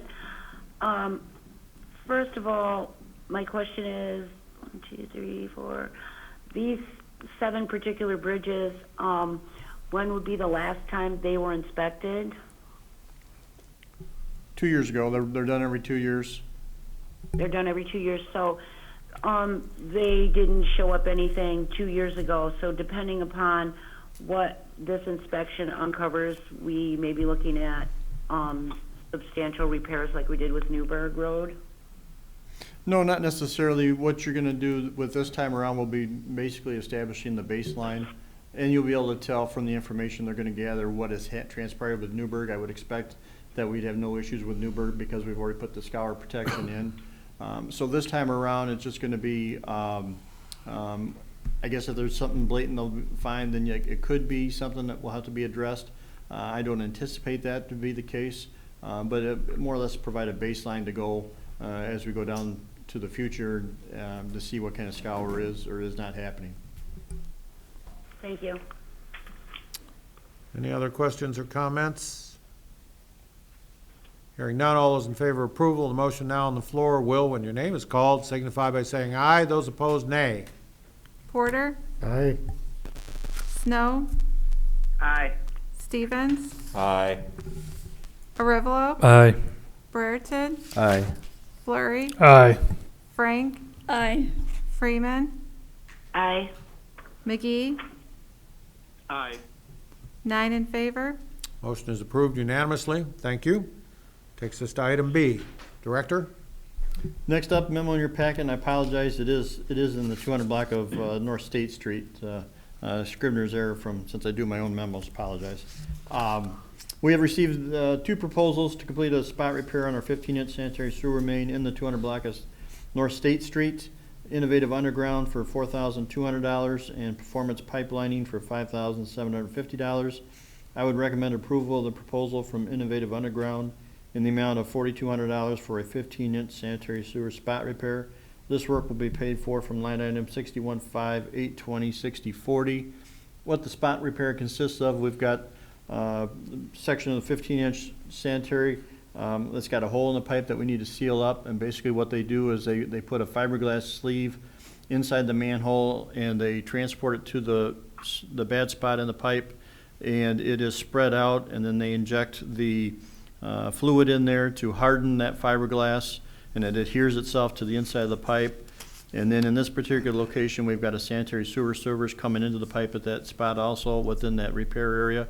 So then they go back in with a cutting machine and actually cut that fiberglass repair portion out of the service connection and open it back up, and it'll actually be stronger and better than new when they're all done. And that is all done non-invasively, so we don't have to disturb the service to do any kind of excavation work to complete that job. So I'll entertain a motion to approve. Motion by Porter, second by Frank. Questions, comments, or further discussion concerning the motion now on the floor? I have a question. Alderman Freeman, please proceed. So Brent, did we find that this needed a repair per an inspection that we did, or was there a problem with a sewage backup somewhere on the 200 block of North State? Actually, we got it when we were replacing a lead water service line to a property on North State Street. Thank you. Alderman Frank? Brent, what's the timeline on this one? I'm not sure what the contractor schedule is. Once it gets approved by council, then they'll be notified that they could proceed. Additional questions or comments concerning the motion now on the floor? Hearing none, all those in favor will, when your name is called, signify by saying aye. Those opposed, nay. Snow, Aye. Stevens, Aye. Arivalo, Aye. Brereton, Aye. Flurry, Aye. Frank, Aye. Freeman, Aye. McGee, Aye. Porter, Aye. 9 in favor. Motion is approved unanimously. That brings us to item C, business registration amendments. Yes. Alderman Burton. Thank you. As a business owner, I find this item a bit disturbing, and I'm wondering, how did these amendments come about and why are they being presented in today's climate? I will explain them if you don't mind, Mr. Mayor. Andrella, clarification. So these are actually, what I do is I keep, from time to time, a list of things that I think that the council may want to consider doing. As council may recall, we have had in the past. I'm sorry, I had my mic button not pushed. As the council may recall, we've had times in the past, since adoption of the business registration formula, where we had certain businesses that were engaging in illegal activities within the city of Belvedere. Councilmen and women at that time approached me and said, why can't we use our business registration license to shut them down? And the only answer I could give them was, well, they don't have a business registration license. And so the question was, well, then shut them down. And as you may be aware, and as you can see within the existing ordinance, there is a requirement to give a business owner notice, which is certainly fair, and 60 days within which to cure before we can begin proceedings in the circuit court, which requires another 30 to 90 days within which to enforce our ordinance. So effectively, that business was able to operate for quite some time illegally because we could not utilize our own ordinance. So one way, and the only way to avoid that kind of situation, is to remove that 60-day time lag within which to enforce the ordinance, which is what one of the sections does purport to do. The second section that I'm recommending amending simply requires that if there is a license required, for example, a masseuse license to operate the business within the city of Belvedere, that before receiving that business registration license, they simply provides a copy of that masseuse license or whatever license is required, whether it be a license to practice law as an attorney, a barber, what have you, within which to get the BRL. Obviously, if the council does nothing with this, that's fine, that's the council's choice, but this was a problem that was raised to me about a year ago or so. The litigation that involved that issue has since resolved, and that's one of the reasons I'm bringing it forward now. Alderman Porter, then Alderman Burton Snow has again. a question. And then Alderman Snow. Alderman Porter, please proceed. Okay. I have a couple comments on this one, and I'd also like to make a motion. The first thing, I'm all in favor of asking for their professional licenses. I think that's a good idea for any profession, that they show that they have the licenses and permits they need to conduct business. The second thing I'm not too happy about, though, is removing the 60-day thing. I think maybe we can compromise and put it at 30 days. Reason being, I see innocent people possibly being charged fines, if they forget to renew their license or don't quite get it done on time. So I kind of hate to see that we don't give them any notice at all. The third thing is, I'm kind of glad this came up because I have strong feelings about this one here. I was actually planning on bringing this up at some point anyhow, but when we made this rule, we put it as the mayor and 2 other aldermen make these decisions. And I think that the decisions made for any imposed penalties or administrative actions that are not police-related, just, city-related, should be made by the full city council. So what I would like to do is make a motion to amend section 26-83, section D, to read, any imposed penalties or administrative actions must be discussed and approved by the full city council in executive session if necessary, or if that's possible, prior to any such action taking place. Can I have the attorney comment on that? Which section are you exactly referring to? Talking about subsection D of 26-83? That's correct. All right, so first off, what you infer to mean is not what it says.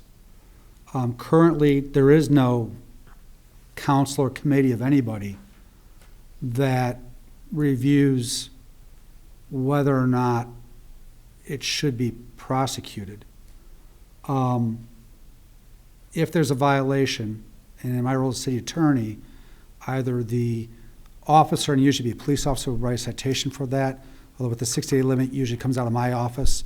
I draft a long form complaint, and it would go to court, but there is no committee that does that. With the reference to administrative hearing officer, and I don't want to bore the entire city council, but there's an entire process provided for in the municipal code where we could set up our own courthouse and hire a lawyer to play judge and a few prosecutions that way. If we had that establishment in place, this would allow us to use that. But we've never created that because all it does is cost us money to operate that way. So right now, if there's a violation, and if we send them notice and they don't comply with their 60-day notice, which, by the way, I've not had to take anybody to court for that, or if there's a violation, existing one, which, again, I haven't had to take anybody to court yet for, that just gets filed in court. It does not go through any process here. I do not recommend having the city council, as a body of the whole, play jury and judge over any administrative procedure. You're asking for a world of problems, both liability-wise, as well as being able to get anything done, and no, you cannot do that in executive session. I have a question. Just a moment, please, and I'll get back to you in a second, Alderman Porter. Alderman Burton? Thanks again. Yeah, I wouldn't mind maybe revisiting this sometime in the future, but I really think with today's climate, giving the government more ability to shut down a business when they're already struggling so hard, I don't support this one bit. Not right now. And I please note, this does not give us any additional authority to shut anybody down. I'm not trying to, the council should do what it wishes. The only thing it does is shorten the time frame within which somebody's required to come into compliance before we can initiate proceedings in court. It does not create any more likelihood of anybody getting shut down. Alderman Porter.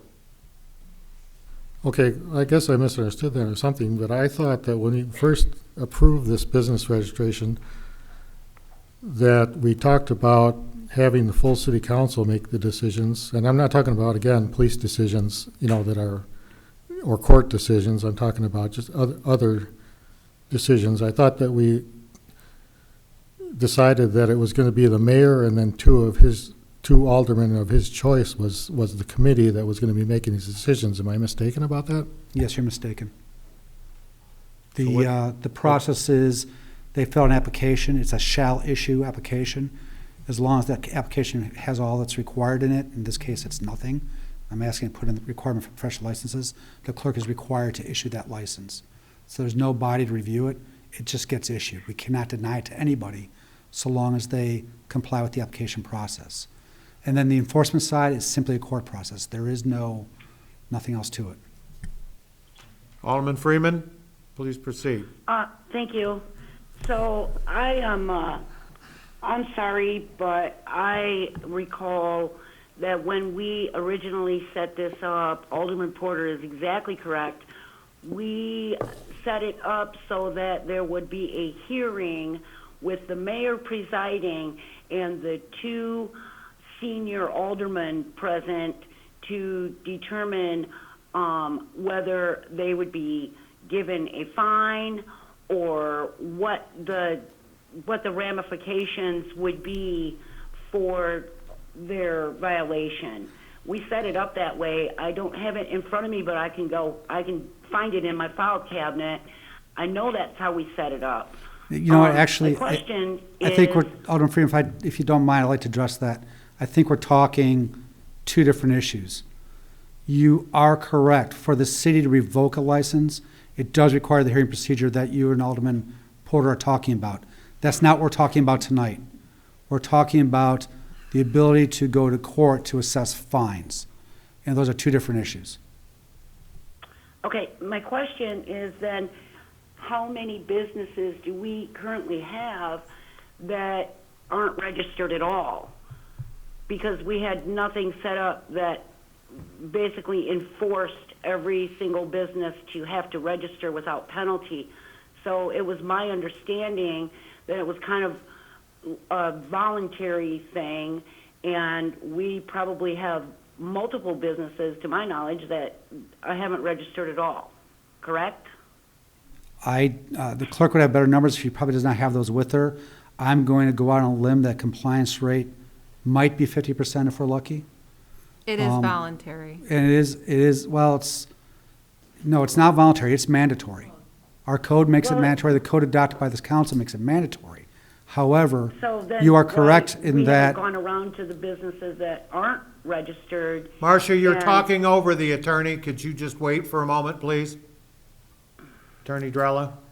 Anyhow, what I was saying was, you are correct in that there are a lot of businesses that are not currently registered. We have not made it any kind of a practice to go out and seek enforcement against any business within the city of Belvedere unless it has come to our attention, either through the police department or through citizen complaints or what have you, that they're otherwise in violation of city codes. The problem with the way it's written now is if somebody does do that, for example, makes a complaint that a massage parlor is operating in violation of the Illinois Misuse Act, and they do not have a business registration license, I can do nothing about it utilizing our own ordinances because of that 60-day time limit. However, I certainly understand both Alderman, actually all the Alderman's concerns. Alderman Brereton's as a business owner, Alderman Freeman's, but it's one of these cases where you really can't have our cake and eat it too. If you want to have the teeth to be able to enforce those businesses that are otherwise violating state statutes or city ordinances, I can tell you right now that 60-day time period prevents me from being able to do that. If you don't mind that, if you're okay with it and waiting that 60 days, I'm perfectly fine the way the ordinance is. But just keep in mind that when this comes up again in the future, which is likely to in the next few months, I will have to wait at least the 60 days before I can initiate any legal proceedings with respect to a business registration license. Alderman Porter? I wasn't finished. I'm sorry. Go ahead, Alderman Freeman.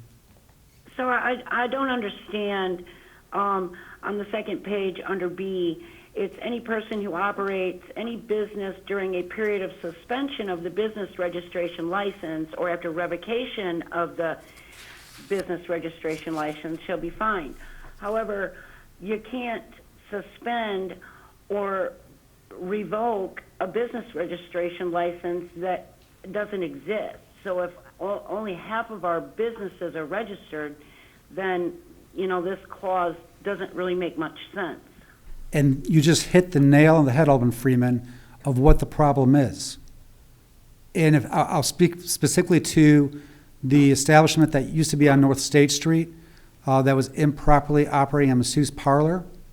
They did not have have a business registration license. Therefore, there was nothing to suspend or revoke.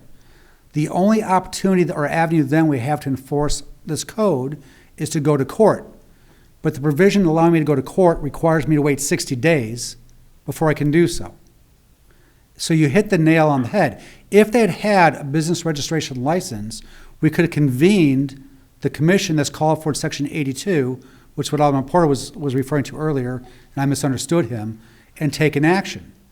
But because they did not have that BRL, we could not do that because there was nothing to suspend or revoked, and therefore my only opportunity was to go to court, but I had to wait 60 days to do so. And again, I completely understand, especially Alderman Brereton's concerns with respect to, if half the city doesn't have a license, we don't want to go after half the city and start issuing fines. I think that this council knows that from nothing else, through activities in property maintenance, that we don't do that. We seek compliance first. If you really want to have some kind of, again, if you're comfortable with the way it is, that's fine, and I'm okay with that, just so you understand it.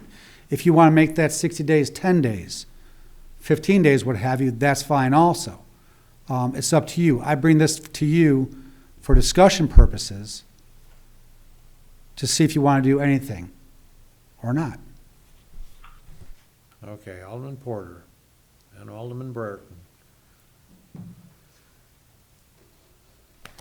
Well, I would be okay with just reducing the number of days, but I just don't want to see any innocent people get fined, for maybe going over, a little bit over the limit of when they need to get the license and that type of thing. So that's all I'm concerned about. Alderman Brereton. Thank you. Yeah, again, I just think this is really poor timing for an issue like this. Maybe we could revisit it next year, maybe when things calm down. Snow has a comment or questions. Alderman Snow, please proceed.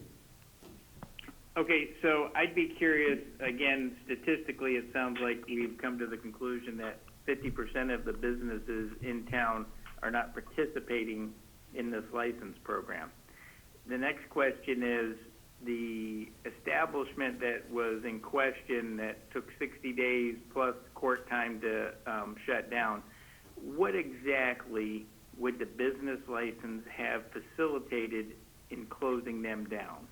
They got arrested for illegal activity. They didn't get arrested for violating our business license. And so, again, I was never a big fan of this whole business registration in the first place. So, again, I'm not in favor of necessarily changing anything. I just want to voice my opinion. I think, personally, unless somebody can convince me otherwise, this whole thing is just a futile exercise. In addressing your question, what, if anything, does the actual entire process or procedure accomplish? It's just another arrow in the quiver that law enforcement in the city has in combating illegal activity within the city. Is it by itself going to solve everything? No. But in the last round of stings on masseuse parlors, there are at least a couple of occasions, one of which the BRL allows us to shut them down. They came in for their hearing at the last minute and just turned in the BRL and closed up shop within a matter of a few weeks. Because, as you know, once it's revoked, and Alderman Freeman pointed out, if they operate without having that, after the BRL is revoked, it carries very extensive penalties. So in that case, on two of those establishments, they shut down. They actually never reopened. We were able to use this process to shut them down rather quickly. In coordination with the activities of the state's attorney in court, where the judge also put in place certain bond restrictions that required them to shut down as well. So the combined activities of the two shut down those two establishments very quickly. The third establishment that did not have the BRL, the business registration license, the only one person was arrested in that sting. The state's attorney or the police were able to actually establish a case against the owner of the massage establishment itself. We all knew they were involved, but for whatever reason, they could not necessarily make that case stick against the owner of the establishment. This would have allowed us to, if they had the license, use the same process to revoke that license if the commission that Alderman Porter is referring to saw fit. If they didn't have the license and we had the shorter time period, I could have filed that lawsuit more quickly. In the case, I finally was able to file the lawsuit. They finally did shut down, and they finally did go away. But it took significantly longer time period to get that done. Additional questions or comments? One question, actually two. Please proceed, Alderman Porter. Okay, what is the renewal period for a business license? Is it every year, or how? I believe it's every year, but I'd have to check the code to make sure. Hang on one second. Okay, and the other question is, in subpart D, what does that mean, administrative adjudication? What exactly is that? That's what I was referring to. It's not. We have not adopted that in the city of Belvedere. If we have not adopted that in the city of Belvedere. If we ever adopted administrative adjudication, we'd be able to use that process, but we have not done so. Administrative adjudication is a process by which the city establishes its own court, essentially. They hired administrative hearing officer who play judge, and you can route violations of your property maintenance code, these kind of violations, pretty much anything non-traffic related through that court process. It is at times quicker than utilizing the circuit court. However, it creates administrative difficulties for the clerk's office because they have to keep track of all the files and all the paperwork and require us to spend probably $150 an hour to hire some other attorney to play judge. So I haven't done that because we get the circuit court for free. So it's not something we've adopted, but we could if we wanted to. When the attorney brought this forward, he just saw a way to clarify some things. And I would say this. We don't pass ordinances to be punitive to anyone. And this administration has made it a history of being extraordinarily lenient on existing ordinances with violators in the community, whether it's the property ordinances or many of the other ones, like liquor ordinances. When people violate, we give them chance after chance after chance to try to get things right. It would be great if everybody in business, and there were some very positive reasons to do this business thing in the first place, as I recall, was that so we would have the ownership data, and if they had a manager, who the manager was, so that public safety people could have the ability to know when they went someplace what was going on there. The other very pressing issue was we used to have a bunch of massage parlors in town, and we did not want to have them any longer, particularly because the issues of drugs and the issues of slavery. And you know, they every day at our major ports, there are containers that are shipped from overseas with young women in them. They are then put into massage parlors and other types of businesses. And that's a horrible thing. We should not have to tolerate that at all. And to have that here in our city, which everybody, oh, we don't. Well, yeah, we do. And we do not want it to come back. Yes. I was just going to say, answer Alderman Porter's question.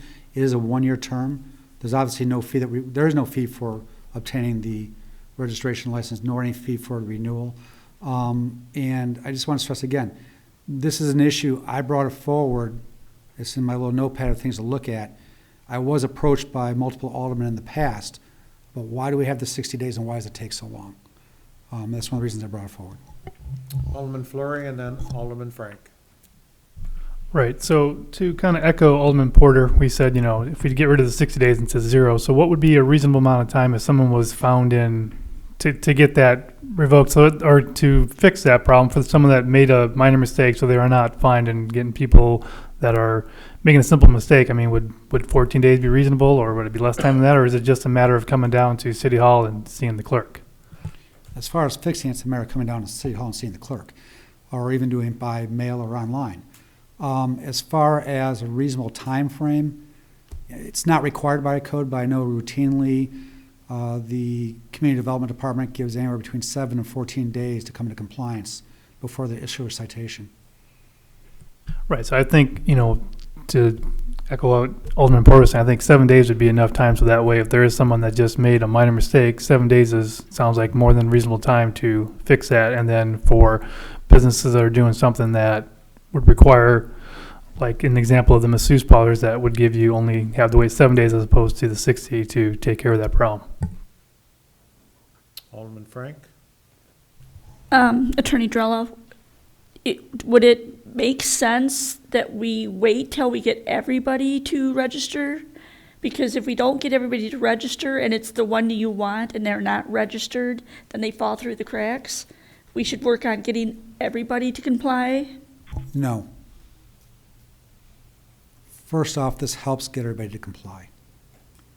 Second off, I don't want the city to be in a position, and it's going to sound a little counterintuitive, where we are routinely harassing legitimate business owners within the city of Belvedere saying, comply, comply, comply, comply, comply with this registration process. We want them to comply. We will, of course, endeavor to use kid gloves, to get them to comply. The reason why I want this is for those businesses that thumb their nose at the city and operate illegally, to get them to comply earlier, or if they're not going to comply and they continue to thumb their nose, to bring them into court to stop they're otherwise illicit endeavors. The only reason we have ordinances with teeth in them is for the serial violators that over and over and over again break city code, so that we have some kind of recourse. It'd be wonderful if we didn't have to have any ordinances at all, but that's just not the way it works, unfortunately. Yes, Alderman Burton. Have we had a big prostitution problem during COVID? We have had applications for massage establishments in locations where they were previously located.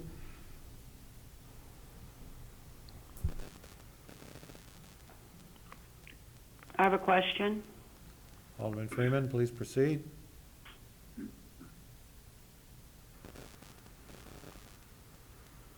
Go ahead, Alderman Freeman. So I have to agree with Alderman Snow here. If we have a city ordinance that is mandatory for businesses to apply for a business registration license, and we have half of our businesses in non-compliance, but we're not enforcing it, and there is no penalty for not registering, then the ordinance itself isn't worth the paper it's written on. How are we going after businesses that have registered when we have all those that haven't? Alderman Freeman, and I guess I'm not making myself clear. The current ordinance does have a method by which the city can go after businesses that have not registered. The problem is we are required to give them 60 days notice, 60 days notice within which to comply. The point I'm making is, and I drafted it as just eliminate it, that again was for discussion purposes. The point I'm making is that if you want me as the city attorney to utilize this ordinance to attempt to eliminate otherwise illegal activity in a timely manner, I cannot do that with a 60-day notice provision. Snow's going to make a motion to change the 60 days to 5 business days. We have a motion on the floor. Do we have a second? Do we have any other motions on the floor right now, Madam Clerk? Porter did make some motions. What was, he never received a second on it, though? Okay. So Alderman Snow's made a motion, Mr. Mayor. Okay. I'm giving you a promotion. Thank you. So we have a motion on the floor. Do we have a second to change the time period to 5 business days, which essentially is 7 days a week? I'll second that. Second by Revelo. Questions or comments?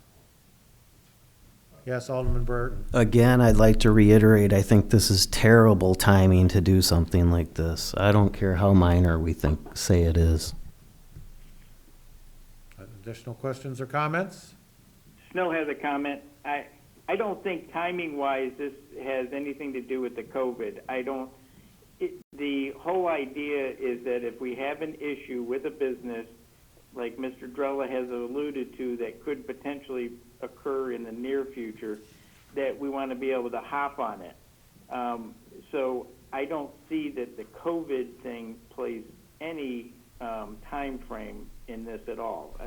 The city is not looking to shut down viable, good neighbor businesses for no good reason. I would strongly encourage us, though, as a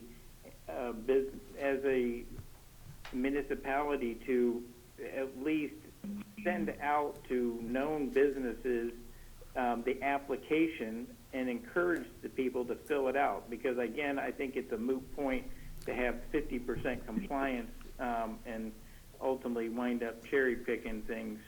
And I'd be curious also to know, have we ever convened the mayor and the 2 aldermen to listen to or hear or assess something? Alderman Snow, we do encourage businesses to fill out the business registration form, and if we hear of a business, we send out the form to them. We currently have probably about 300 businesses that have registered this year. And in response to your second question, no, we've never had to convene a hearing. Thank you. Alderman Brereton. Since we're gonna go back and forth, Alderman Snow, I just wanted to repeat that I think this is terrible timing. Okay. Alderman Porter, did you have another comment? Well, I don't know if you can do this, but I was gonna make a motion to amend Alderman Snow's to 10 days instead of 5 days. I think 5 might be a little bit not enough. May I? Are you speaking business days? Or 10 days? Business days, yeah. We could do a motion to amend the amendment, but Alderman Snow, would you and the second agree to 10 days instead of 7 days? I'm sorry, 5 days? I can agree to 10 days. Alderman I can Snow, agree would with you that. withdraw your motion and allow Mr. Porter's motion to go forward as a 10-day window? Yes, I withdraw my motion. Okay, Alderman Porter, would you wish to make your motion now? Yeah, I make the motion that we change the days to 10 business days. And I would assume that I have a second from Alderman Rivolo. Yes. All those, any additional questions or comments? And for the record, this would reflect, pertain to section 26-83 of the City of Belvedere Municipal Code. Hearing. Alderman Porter. Okay, do we need to make a second motion then for the first part? Because I do agree with that first part about the professional licenses. You've got a motion. Do you wish to, I'd say call the question as presented for clarity purposes. You made a motion, I'd say call the question as presented. Okay, all those in favor, the motion now on the floor, will, when your name is called, signify by saying aye. Those opposed, nay. Stevens, No.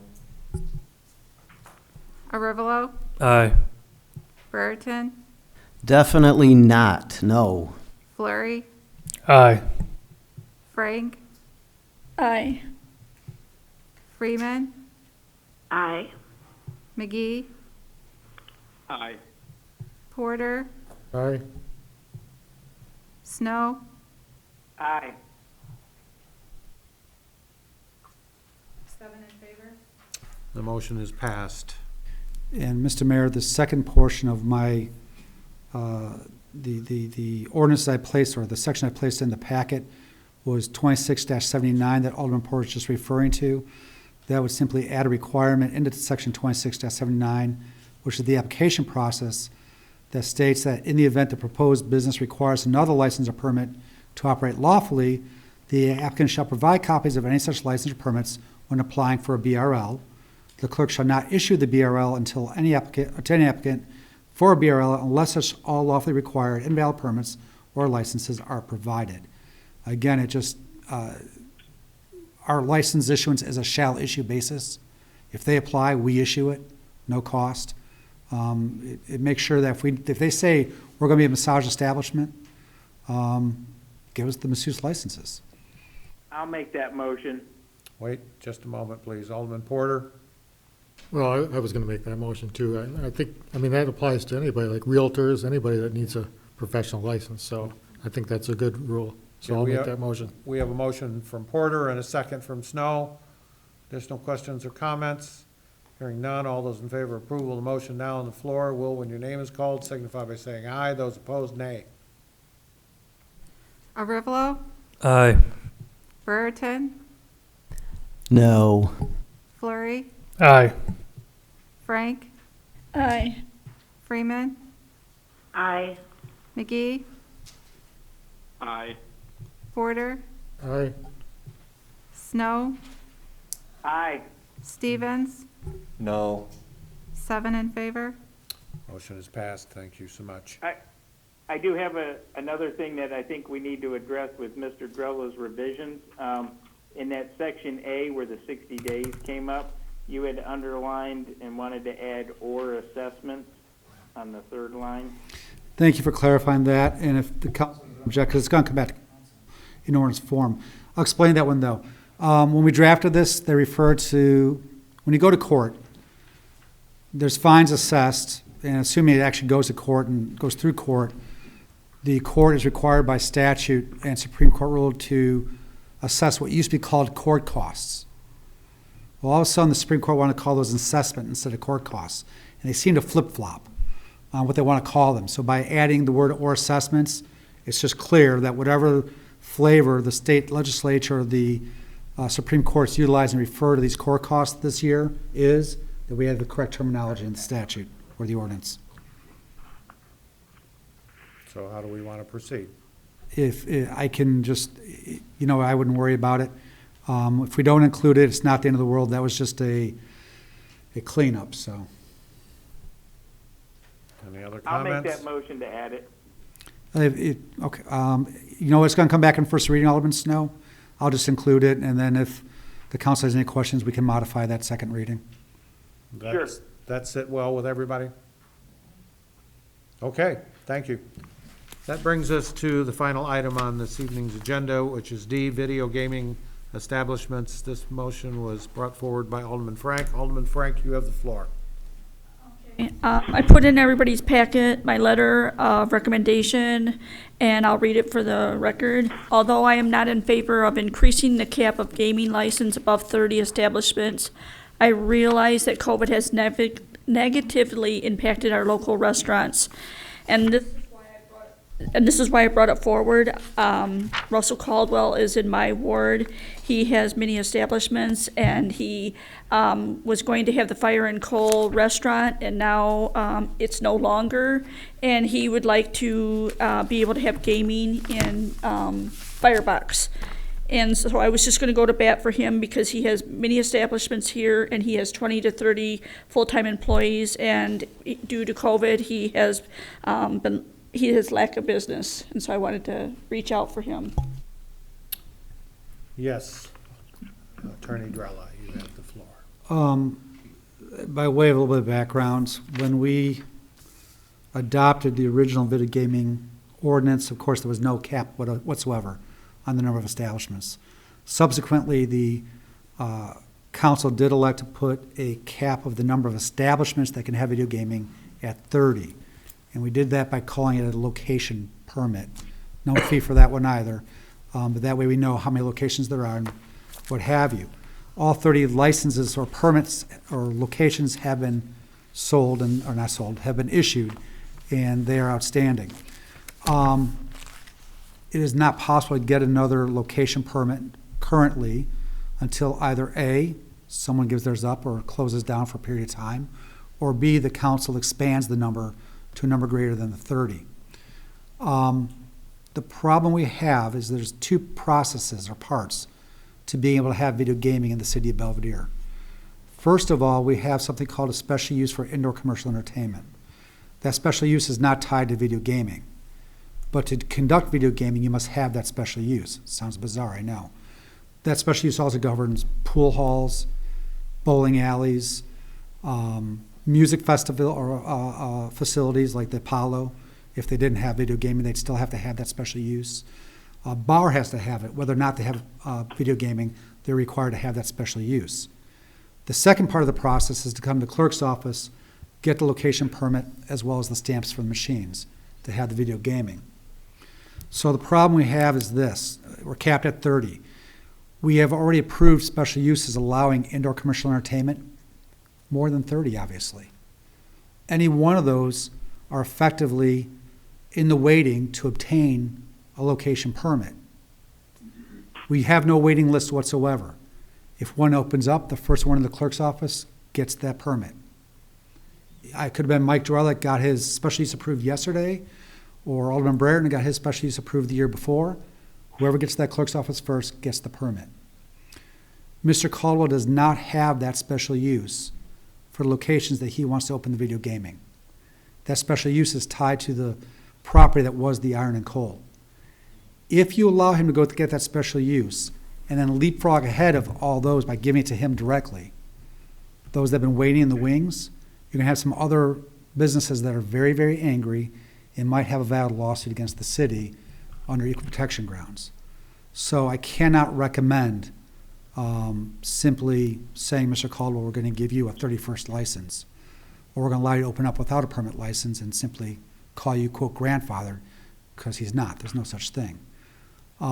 So to do that, I do not recommend that. If the council want to expand the number of permits available and then hope he gets in here first, That's of course available. If the council wanted to do away with location permits and then open it up to as many establishments that want to open, you could do that as well. Either one of those would accomplish the goals, perhaps, but I don't recommend just giving a license to Mr. Caldwell because that jumps him ahead of a lot of other people that are also waiting for licenses. Alderman Snow Frank, makes a motion to eliminate the cap. please wait a moment, Mr. I have a Snow. comment. Please wait a moment. Could we actually have a wait list that makes more sense for people that are waiting so that because some people won't know that somebody's dropped out and that they can come forward. But if you have a waiting list and you call and say, hey, Mr. Caldwell, are you still interested? He says, yes, absolutely, and he can come forward. If he's not, then you go to the next one. There's two mechanisms we could do to do that. One mechanism would be once they have their special uses in order, first one in the clerk's office gets put on a waiting list and do it that way. We didn't do that in the past because quite frankly, we just didn't know how it was going to work out, and it was not in the ordinance to begin with. The second option would be to amend the ordinance to simply say that the location permits will be issued in order that the special uses were approved for indoor commercial entertainment. The clerk's office would then contact whoever's the most recent, or I should say the oldest, person that has that special use that does not have a location permit. If they say we don't want it, go to the next one. We could do that as well. Either way we could do. Again, that doesn't necessarily solve Mr. Caldwell's problem because he doesn't have the special use for those establishments yet. But it might be more equitable. So, I have a comment, question. Alderman Freeman, please proceed. Please proceed, Marcia. Okay, thank you. My understanding is we made the 30 establishment rule because we didn't want video gaming people popping up every other business all the way through town. What my issue is, if you already have an existing establishment, whether it's a restaurant, a gas station, something that is something other than already just only a video gaming establishment, but you have a restaurant and you'd like to add a couple machines, or you have a gas station, you'd like to add a couple machines, but your primary business is not just video gaming, then I think that those existing establishments should be able to just add some video gaming with the special, they'd have to go through the special use permit process to get the license to have the gaming in there, but they're not per se opening up a new video gaming establishment that is only video gaming. I think that anybody that already has some type of restaurant or establishment that is currently something else and just wants to add a couple machines, I don't think there should be a limit on that. That's just my thought. Alderman Freeman, there's actually no legal way to accomplish what you just described.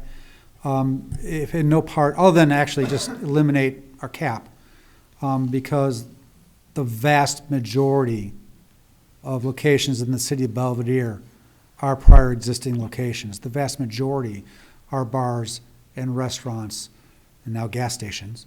But that's the vast majority of them.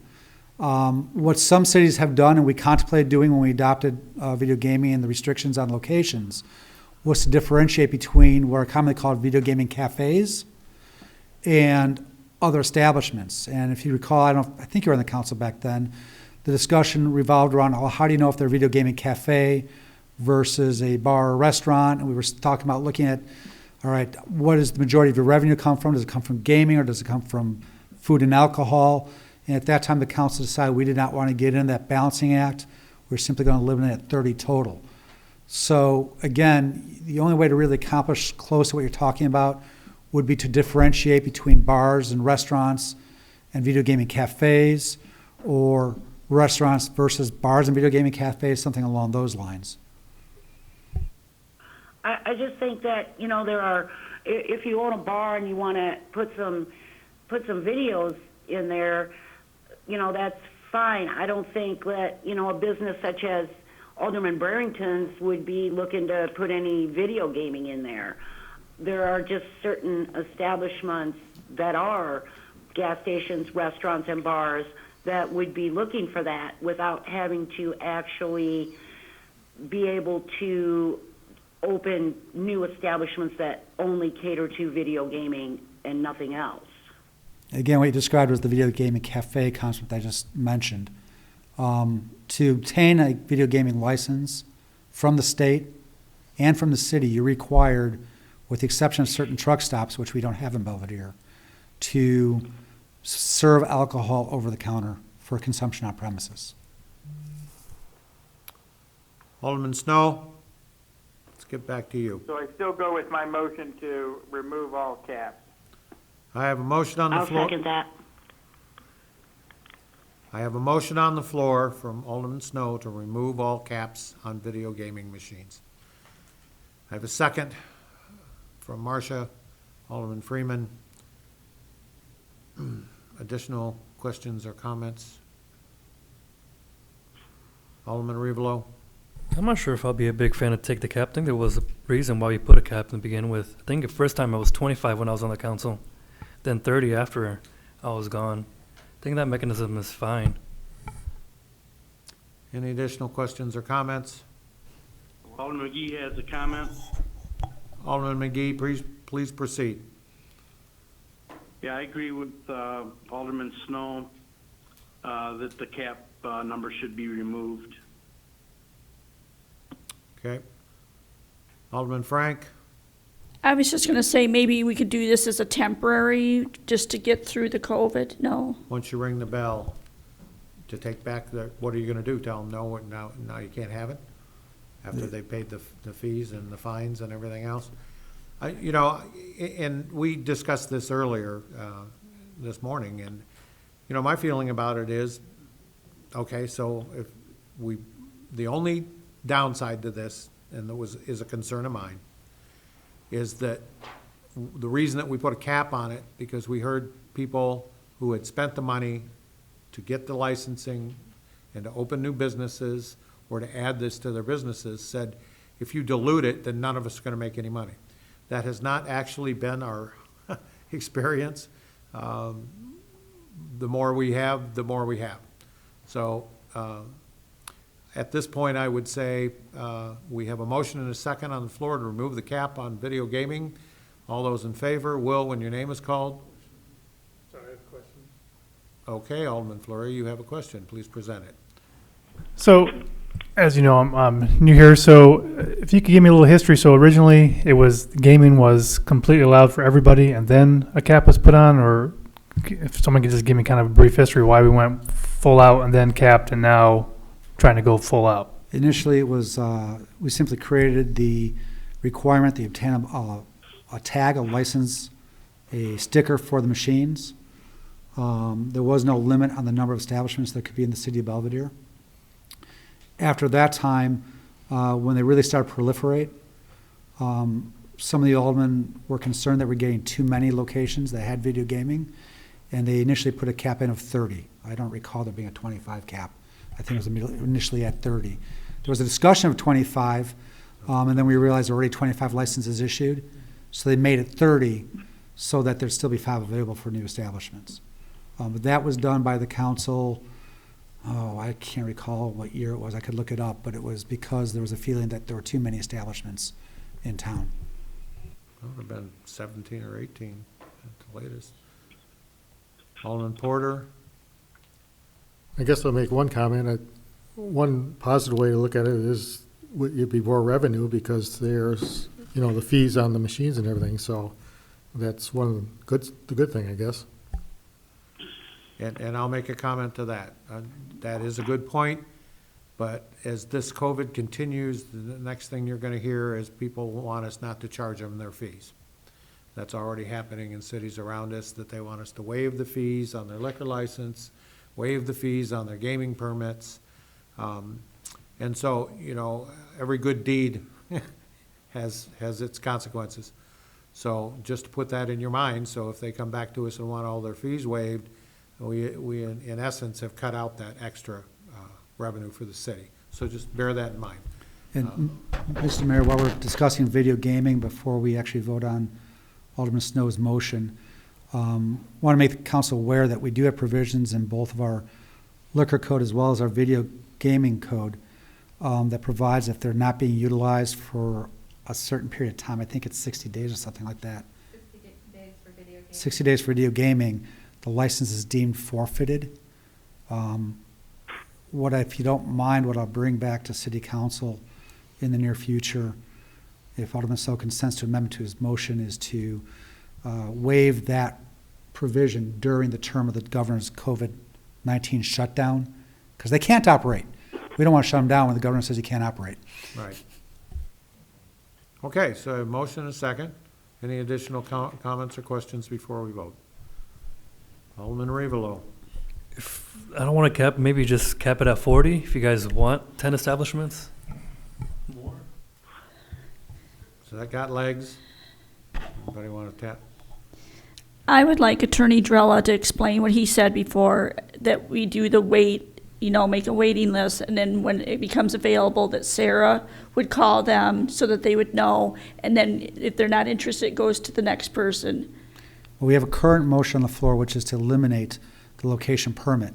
So if that motion passes, there's absolutely no need for what you were discussing. If it does not pass, we could establish a waiting list based upon the year in which they obtain their special use for indoor commercial entertainment or some other mechanism. But that's not necessary if Alderman Snow's motion passes. If it doesn't pass, we can certainly have that conversation. So we have a motion and a second. All those in favor of the motion now on the floor will, when your name is called, signify by saying aye. Those opposed, nay. Brereton, No. Fleury, No. Frank, No. Freeman, Aye. McGee, Aye. Porter, No.